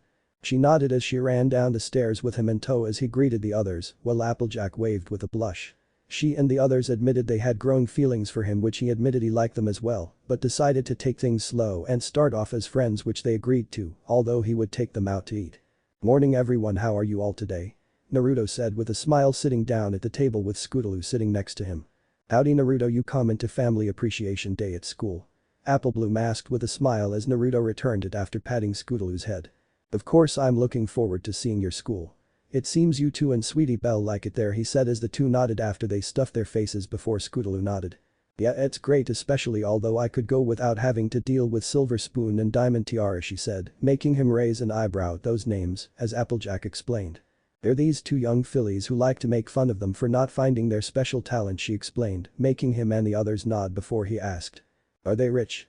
He asked, getting a set of nods from the two. Do they have a more superior than you personality? Again they nodded. Did they grow into wealth and possibly popularity because of it? Another nod. And I'll guess that their names have something to do with their talent, he asked, getting a nod. Then pay them no mind in the slightest, he said, making them raise their eyebrows. How? They always, what was that word? Rarity Applebloom started before tilting her head, making him chuckle. The word you're looking for is ridicule, Applebloom. And the best way to get to them is to pay them no attention, because there are going to be people like them everywhere in Equestria and in our old world. Money can only do so much for them.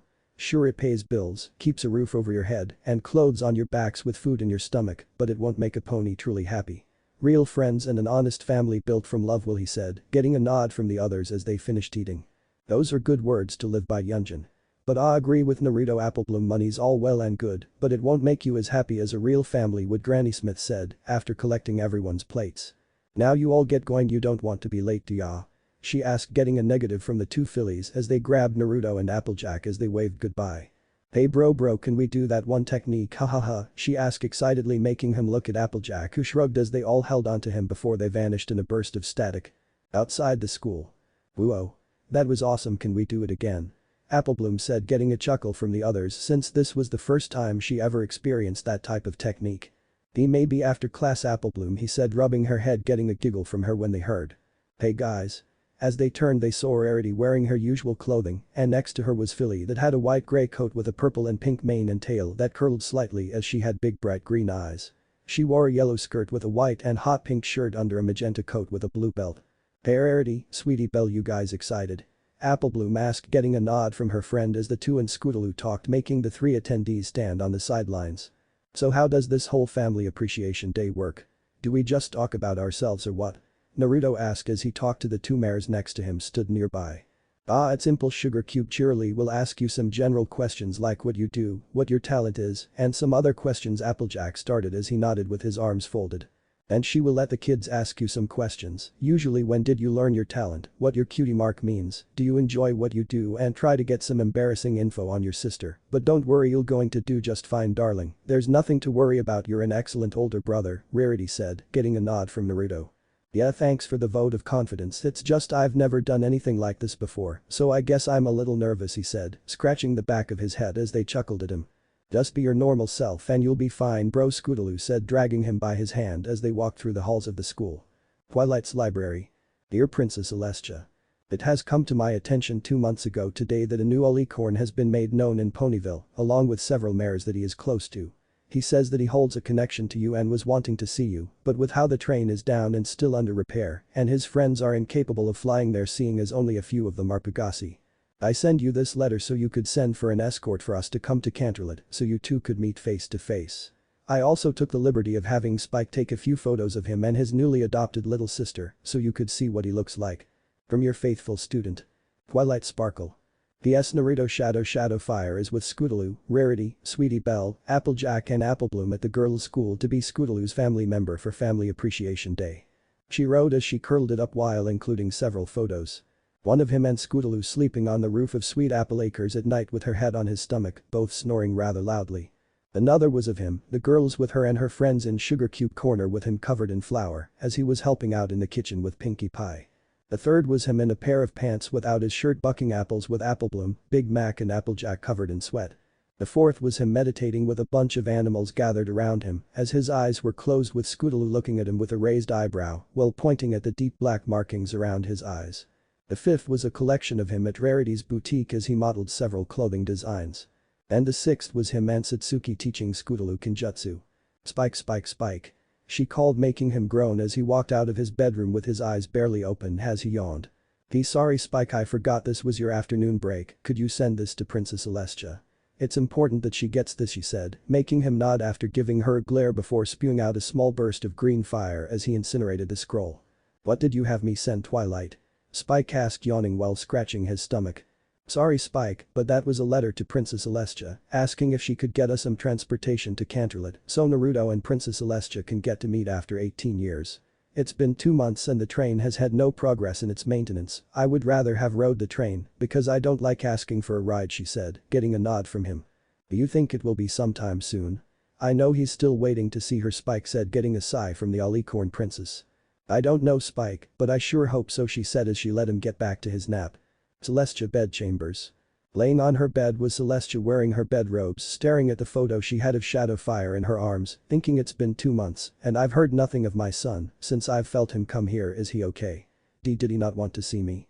I never meant to leave him alone. It's all that bastard Minato and Sarutobi's fault, and Jiraiya is no better using my son to accomplish some damn false prophecy. If I see that sniveling toad, I'll rip his flesh off and use it as a damn hammock.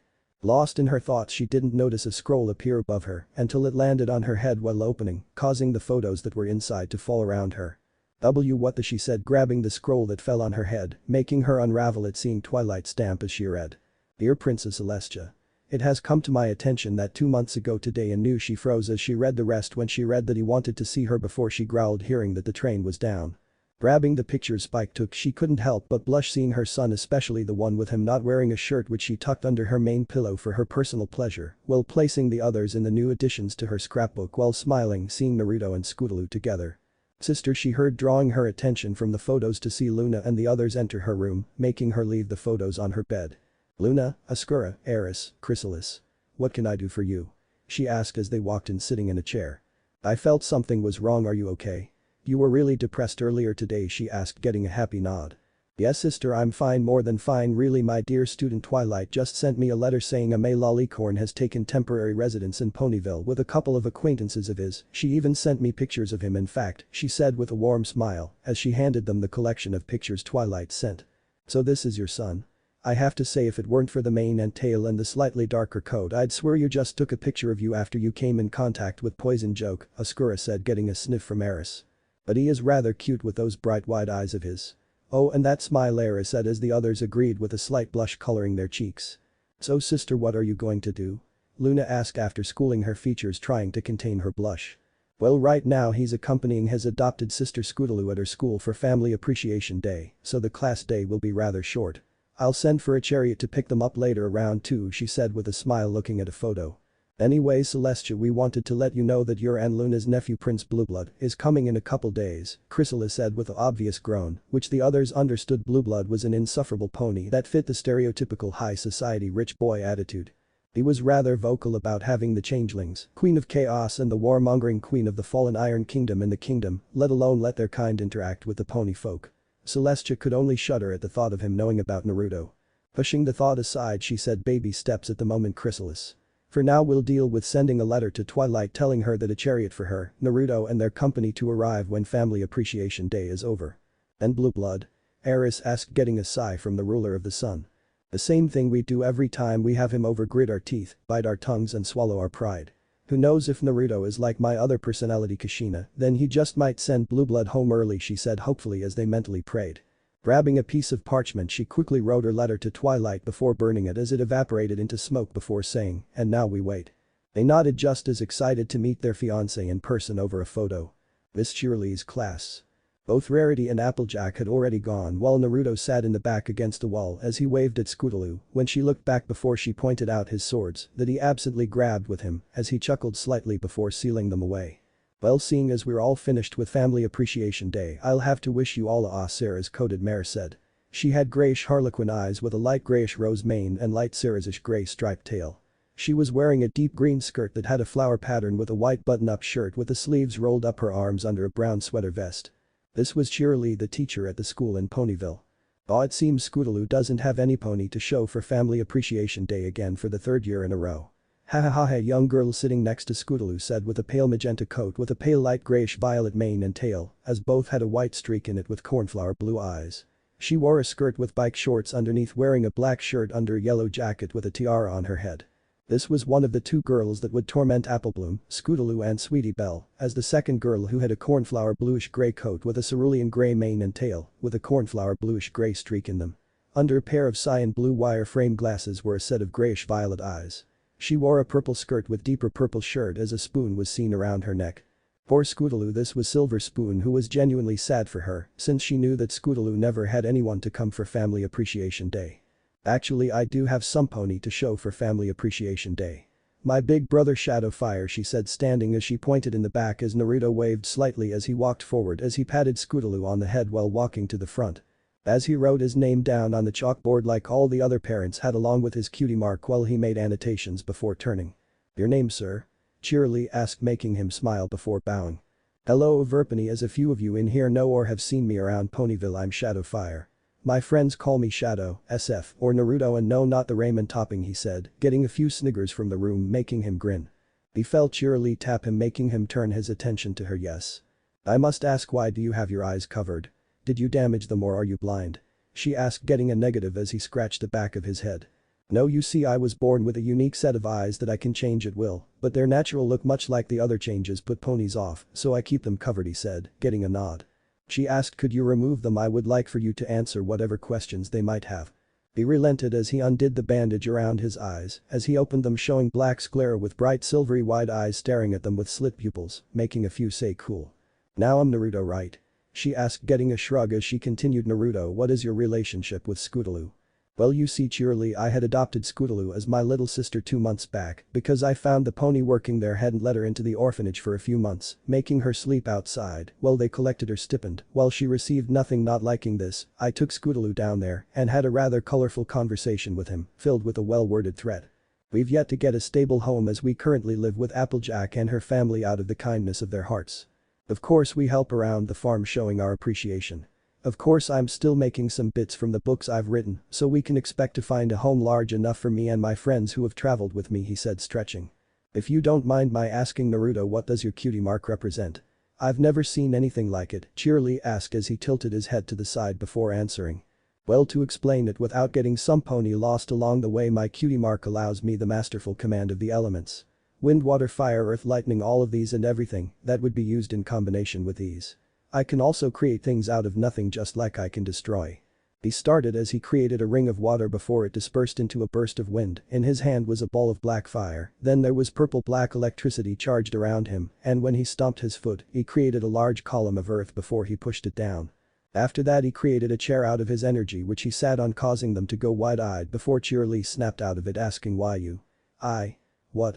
Hahaha. That tends to be the first reaction many get when they see me do that. "You see, I had my cutie mark when I was born, but took time to master and learn everything about it, and it was by no means easy," he said, causing her to nod before she looked to the class. "Now class, you're free to ask any question you may have," she said before stepping back behind her desk when Silver Spoon raised her hand. "Yes, Silver Spoon, right?" he asked, getting a nod from the bespectacled girl. "Yes, I was wondering, what are those things behind your back? And why does your tail split into 10 tails like that?" she asked, making his wings fully extend, getting wide eyes while his tails fanned out behind him. "Well, Silver Spoon, that's a rather good question. You see, I was naturally born an alicorn, although my mom couldn't take me with her because some ponies betrayed her. You see, in the continent she had me, and the leader of the village wanted a weapon that would obey him and was loyal to only him. It was only until recently I could find Ponyville and came here." He started, getting wide-eyed fillies and colts. "Anyways, I'm going to skip a bit of my life to get to Silver Spoon's second question. It was 2 years ago when a madman wanted to control the world through Luna's moon by placing everyone under one massive illusion. To do this he needed the power of an ancient demon that not even the princesses could defeat without falling.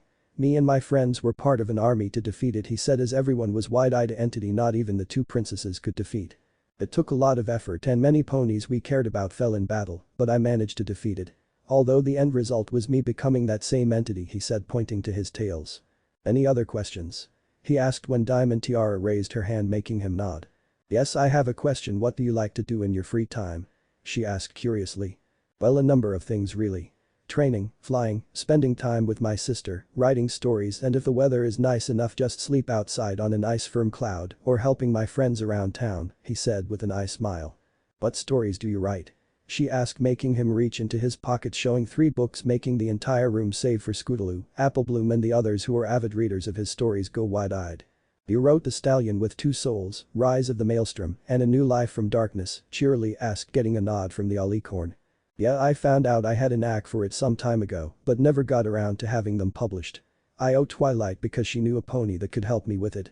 I'm halfway finished with my newest story, but I tend to take my time with them," he said when every pony in the room grabbed copies of his books, making him and the others sweat drop. "Want an autograph?" He deadpanned, getting a series of nods, making him sigh before nodding as he created a pen. "Alright, everyone step forward and no shoving, I'll get to signing your copy soon enough," he said as a line formed, making him think maybe I can get used to this sort of thing. Twilight's library. Ow. Me and my big mouth, Naruto said, holding his throbbing hand as his sister sat next to him with a rainbow mane mare laughing. Ahaha, oh that's a riot. Everyone in class wanted your autograph and you ended up with a sprained wrist, that's priceless, she said, rolling on the ground, getting a glare from the alicorn when Applejack gently kicked her in the stomach before handing him a bag of ice. "If I remember correctly, you and the others wanted my autograph as well for my first copies of all my books, Miss Rainbow Mane," he said, growling only to be ignored despite the blush on each of the girls' faces. Since he published his books, they all got his first editions which they asked to be signed. "Pay her no mind, Sugar Cube. You just wanted to satisfy your fans, ain't no harm in doing," she said as Naruto gratefully accepted it as he sighed in relief. "So sis, how'd I do?" he asked as she grinned before hugging him around his waist. "You were awesome, bro. All the kids wished they had a brother as awesome as you," she said, smiling, making him pat her head softly. "Well, I'm happy to help," he said, ruffling her head, getting a pout when Spike ran in with a scroll. "Eyes. Where's Twilight? I got a scroll from Princess Celestia," he said, running in as he looked around before he got picked up by Naruto's tails after watching the young dragon run around in circles. "Till Spike, she had to do something real quick, what's up?" Naruto asked, bringing a horizontal spike to his face. "Twilight had me send a letter to Princess Celestia earlier while you and Scootaloo were at Family Appreciation Day. She made me send some pictures she had me take of you," he said, making Naruto raise an eyebrow. "Wait a second, when did you take pictures of me?" "No better question, as you were taking pictures of me," he commented with a twitching eyebrow. "DT Twilight wanted to show Princess Celestia what you looked like, so she had me follow you around and get a few pictures so Princess Celestia could see how her son has grown since she first saw you. Don't hurt me, I'm too young and handsome to die," he cried, making Naruto roll his eyes. "Please Spike, if I wanted to kill you, we wouldn't having this conversation now, would we?" "So what else did the scroll say, my modest dragon?" he asked, setting the young dragon down as he pulled it out. "She said that when Family Appreciation Day was over at school, she would send for a chariot to pick us all up. The ponies who came with you as well," he explained, getting a nod from them all when Twilight came out of the basement. "What were you guys talking about?" she said when she saw Naruto glare at her while Spike was making a camera with his hands, making her take a step back when he disappeared and reappeared in front of her. "So you had Spike follow me around and take pictures of me? If it weren't for the fact that you gave the pictures to my mom, then it could be considered being stalkerish or flattering, depends on how you look at it. I say flattering, but that's just me," he said with a grin before flicking her nose, making her eat.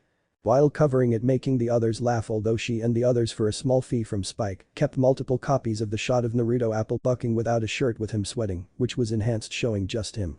He charged them and any woman who was interested 20 bits for a regular photo which the girls owned, 40 for a wallpaper and 60 for a set of photos and a wallet-sized one.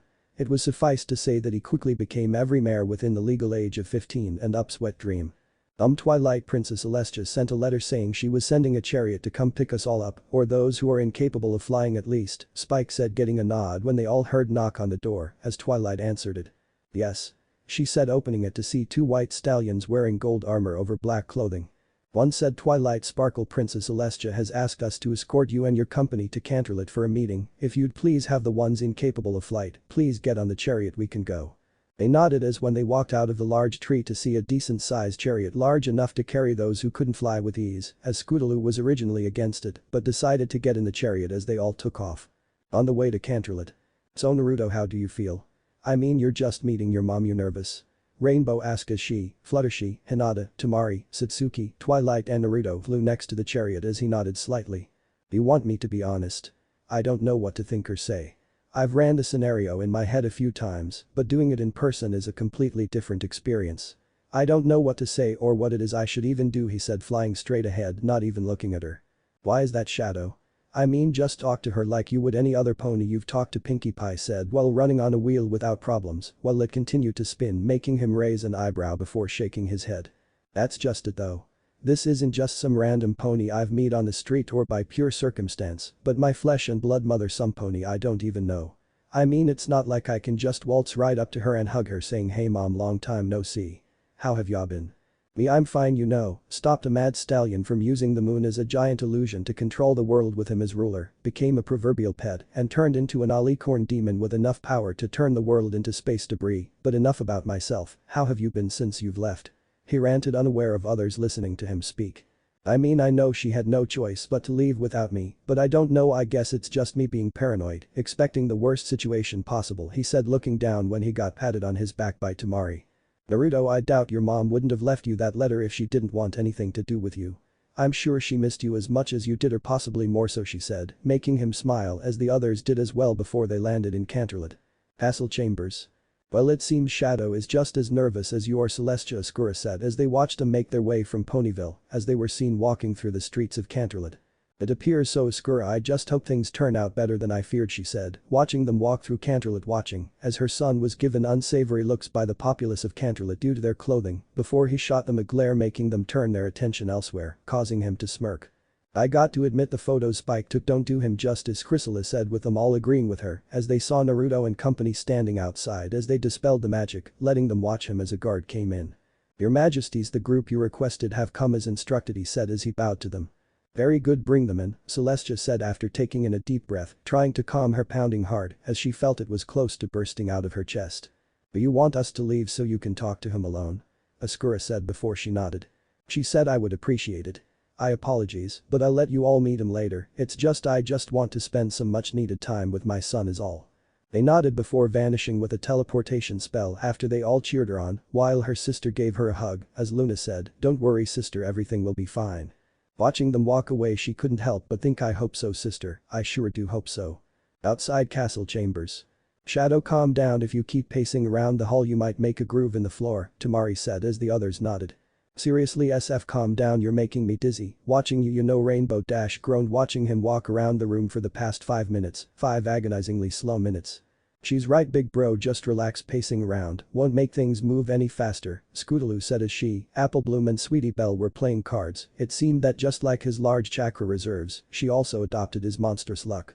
He was about to say something when the same guard that picked them up came back out, saying the princess will see you all now. Naruto was about to walk in when he saw the others weren't following him, making him raise an eyebrow before they shoved him inside, making him struggle to keep his balance. You go on ahead, Shadow. We're sure you want to get whatever it is off your chest, Scootaloo can meet her later, Twilight said, getting a nod from the others as they walked out of the castle, making him sigh with a smile before turning back. Are you going in, sir? Princess Celestia is a rather busy mare, the guard said, getting a nod from the alicorn as he walked through the large oak double doors. Back in the castle chambers. Walking inside the large room, Naruto couldn't help but marvel at the beauty and size of it all as his hooves clopped against the marble floor, being the only sound heard. As he looked around he couldn't help but be impressed by it all. Large columns with different decals carved into them, tapestry of various styles hung from the ceiling, and the windows were made of stained glass to give an image as the sun shone through them, filling the chamber with color. Along the floor was a long carpet that from the looks of it was made from the finest silk, as he made sure to take in every detail when his focus was drawn to the porcelain white alicorn mare sitting on a throne as she gazed at him, making him swallow hard while his cheeks and hers colored slightly as they watched each other. Stopping at the bottom of the stairs, Celestia got up as she made her way down the long flight of stairs as both their chests felt tight as the two tried to control their blush. Shadow couldn't help but thank God she's beautiful.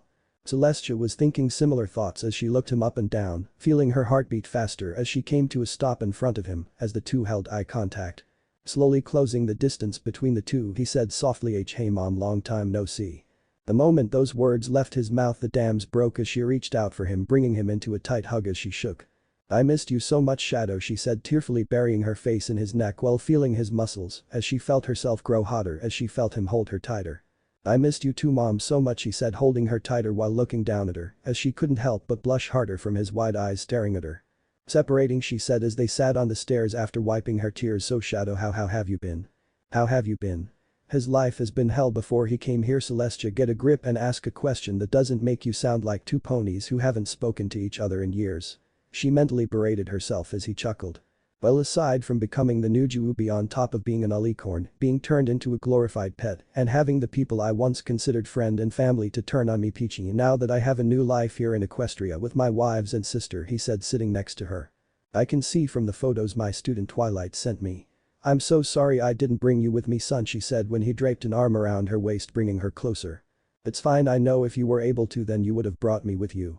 But in a way I'm grateful, he said with his arms still around her while she rested her head on his shoulder. How? She asked. I'm grateful because I lived a humble life. Had I had been born and lived directly in the castle, then I would have expected everything to be handed to me on a gold platter, as I never had to earn anything or learn the difficulties and hardships that come with life. I learned that the world isn't all sunshine and rainbows, but full of hardships that will push you to your absolute breaking point. Building true bonds through trial and error, he said with a smile, making her smile as well. So in a way I'm grateful for all of this, but I'm even happier here than I've ever been in my previous world, especially with my new friends, he said, making her to smile. Shadow, you can't begin to imagine how long I've dreamed of spending time with you like this. I would always watch those doors thinking you would one day walk through them to me, she said. Because of Sarutobi, Minato and Jiraiya, I never got the chance to be a mother to you, the one thing I wanted more than anything, so I could be a part of your life, and they took that away, making me miss so much of your life, she said with her head down, as a dark aura spread around her. Your first words, your first steps, teaching you how to use magic and to fly. So much I'll never get back because of them, she said as her mane and tail started to resemble a flame, as her coat started to darken before she took a breath while maintaining control. Seems I'm not the only alicorn with a dark side, he thought as her coat was just starting to redden to the point it was deep crimson like a ruby, while her sclera was slowly turning from white into a light lavender color, with royal purple eyes with slits, as her mane and tail started to turn into flames. She thought in her darkened state as she formed a fanged grin as she buried her face in his neck. Oh my handsome little boy. You've become so strong of heart, and well, I guess one good thing Minato had to give was you, my son. If I can't be a mother to you, then maybe I could be a mother to our children. In her darkened state she said, son, how about I show you around? Although I'd like to meet my newest daughter, I would like it if you stayed around Canterlot so I can get to know my son. He nodded as he got up while lending her his hand to help her up, making her say my such a gentlecold. He chuckled, saying, even though I lived as an orphan, I trained in etiquette, so in case I was hired for missions to guard the high class, I could blend in with them and act as a high class. Although before I was even hired for those missions the Hokage would tell them I wasn't the best fit for them as a clanless orphan of no social standing, so I wasn't really given many of those types of missions, unless I went with someone. She growled before smiling, saying, well, that's their loss. Come, let me show you around. He nodded, following her lead. But the main six and the CMC. Say, Scootaloo, why didn't you stay with Shadow to meet his mom? Satsuki asked, getting a shake of the head. I can meet her later, but Big Bro was really nervous meeting her, so I wanted to give him his space to spend quality time with her, she said with her arms behind her head. That's mighty nice of ya, Scoots, Applebloom said with getting a shrug from the girl. Hey, I'm a giver, give, that's all I do, she said, getting a laugh from her two friends, making her pout before huffing. The haha, laugh it up you two, she growled before she was put in a headlock by Rainbow Dash. Aw, calm down, Scoots, they're just poking the bear is all. Now I don't know about you all, but I'm starving. Anyone know where the closest food place is? She asked. Thinking it over, Twilight said, yeah, actually there is this nice little restaurant just a block over. Princess Celestia would bring me with her there for lunch while she trained me. Well, let's get a move on. I'm sure Naruto is doing just fine with Celestia. The two of them are far too alike to not get along. Although Naruto is going to be spending time with his mom, so we might not see him for a few days, Tsunade said, remembering her time with Celestia, or more so Kushina, and knew everything would be okay as they moved along. Well, Scootaloo want to head back to Ponyville and we can pick him up later. Twilight asked, getting a nod, intending to leave a message as they left. Castle courtyard. So let me get this straight, while pretending to be some half-witted moron, you wore a neon orange and sky blue jumpsuit and defaced the Hokage monument in broad daylight. Celestia said, sitting on the grass with her son as he told her of his more hilarious moments, getting a nod. Yup, didn't get caught doing it until I lead a ninja wide goose chase. 27 Anbu, 15 Chunin, and 20 Jounin chased me around the village. In the end only one person could catch me, and that was someone I saw as a big brother before he became like everyone else and thought of themselves as superior to me, he said, lying on the grass, feeling her place her hand on his lap. The two could feel a growing attraction to each other for various reasons. For Naruto, he couldn't view her as his mother, but still wanted her to be a part of his life, no matter what means they had to take to achieve it. For Celestia, or Solar Flare as she told him that form was called, she had the same reasons. She couldn't really fulfill the role as a mother to him since he was a grown stallion now. But the second reason was because she had a secret turn on for strong men. That was partially why she was with Minato in the first place, because he was strong. But this was a deeper connection she wanted to fulfill by any means, and she had to admit he's filled out nicely, very nicely, and was rather appealing to the eyes. So son, she started when he turned to her. There's no need to be so formal, you know. He said, making her chuckle. Alright, Shadow. It seems Twilight and her friends have taken quite an interest in you, just as much as your friends do, she said, making him smile. Yeah, they're all very cute. Twilight and the others told me they wanted to pursue a relationship with me after learning about the laws in my old world. I told them I was fine with it so long as they were fine with it, he said as she nodded before lying on her side with him. Would it be possible for me to be part of that life? To have what they do with you? She said, making him turn his attention from the sky to her as they held eye contact. Even if I have to bear your children, I just want to have a connection with you, and if I have to share you with my student and her friends, your lady friends, and even more if possible, then I will, she said honestly, making him smile. I would love to have you in my life no matter what the end result is, either as friends or lovers, so long as everyone's happy in the end, he said, placing a clawed hand on her which she leant into with a serene expression on her face as she sighed. Opening her eyes, she subtly pushed her mana outward to see if anyone was around. To see nobody was around, she let her bring herself closer to her son as the two kissed softly before getting rougher as she straddled his waist, deepening the kiss before separating. Looking at his slightly dazed expression, she let out a cute giggle that didn't match her stern expression before it softened. She said, smiling softly, what do you say to staying in the castle for a while? I want to spend more time with you. Bringing his hand up, rubbing her cheek, he said after laying another soft kiss on her soft lips, sure, I wanted to spend more time with you as well. She nodded with a grin, saying excellent. Her stomach rumbled, causing her face to darken while he laughed, making her pout as she said, dinner is almost ready, how about we get something to eat, it's getting late after all. He nodded as he slid from underneath her while helping her up as they made their way back to the castle. Castle dining hall. Walking into the dining hall, Naruto couldn't help but marvel at the size of the room, nearly equaling the size of the castle chambers if not dwarfing it. Within the dining hall was a long table with a crisp white pressed cloth that stretched the entire length of the table with rows of silverware and fine plates and glasses. At the table were the others. As she led him to the dining table, she said, girls, I would like you all to meet Shadowfire, my son. He gave a kind smile before bowing slightly, it's a pleasure to meet you all, Princess Luna, Queen Chrysalis, Queen Ascura, Lady Eris. My so formal, Celestia, but we were right, he's even more good looking than the photo the young dragon had sent, Ascura said as they watched him bow before a mare came in wearing a black skirt that reached her knees with black leggings as well as a white blouse under a black jacket with a red bow ribbon around her neck. Princess Celestia, it would seem the chefs have fallen ill and there is nobody on hand to cook, she said fearfully as she was being looked upon with a bored expression by Solar Flare before a light bulb formed above her head when she cast a sly grin towards her son, who slowly inched away near the far end of the table. But the perk causing the girls to grin while he shivered slightly as they all came together, saying in perfect stereo, Shadow, would you be so kind as to cook for us? It was already hard enough to say no when they squeezed together, accidentally pushing their breasts against him as they backed him into a wall, but they started quivering, their lips they added tearful doe-sized eyes. He said mentally, stand strong Naruto, you can fight your girls off when they do this, there is no way they can beat you. Wait, no, they're whimpering, that's bull. The more they did it, the more they pushed themselves against him till their faces were up close to his own when tears started to leak, making him sigh with his head down. Alright, I'll cook. Just stop with the tears, I hate seeing mares cry, he said, causing them each to give him a kiss on the cheek as he walked into the kitchen after adjusting his clothes when a maid came in as he shut his warmer with an apron over his chest and tied his hair into a ponytail with a cloth coming over his head. Any suggestions, ladies? I mean, I'm no culinary expert, but I like to think I'm a pretty good cook, he said when a gleam formed in Solar Flare's eye, reminding him of himself when ramen comes to mind. Ramen? She called, making the others get the same gleam, making him put his face in his hand, knowing she corrupted them when they all began naming different flavors. He chuckled, okay, so a couple of everything. They nodded with a bit of drool, making him laugh as the girls blushed hearing his laugh echo through the dining hall before he vanished behind the kitchen doors. So Celestia, or should I say Solar Flare, why the change in form? Luna asked as she retold her first day with her son, making them laugh at some of his hilarious moments while growling at the audacity of his old world to do such to him. So anyone knows what's with the butterfly flapping around? Eris asked as she pointed out the midnight black butterfly fluttering around with blue dust falling from its wings. They all shrugged when they pointed out that it crept through an open crack through the kitchen door. In the kitchen. Let's see what this kitchen has to use. Oh, those sneaky mares, they had noodles freshly made already. Haha, good one, girls managed to get one over on me. Not many can say they've done that successfully, he thought, seeing the large amounts of ingredients for the various flavors of ramen with a twitching eyebrow before he sighed, creating several clones to get started, with each working on a different flavor.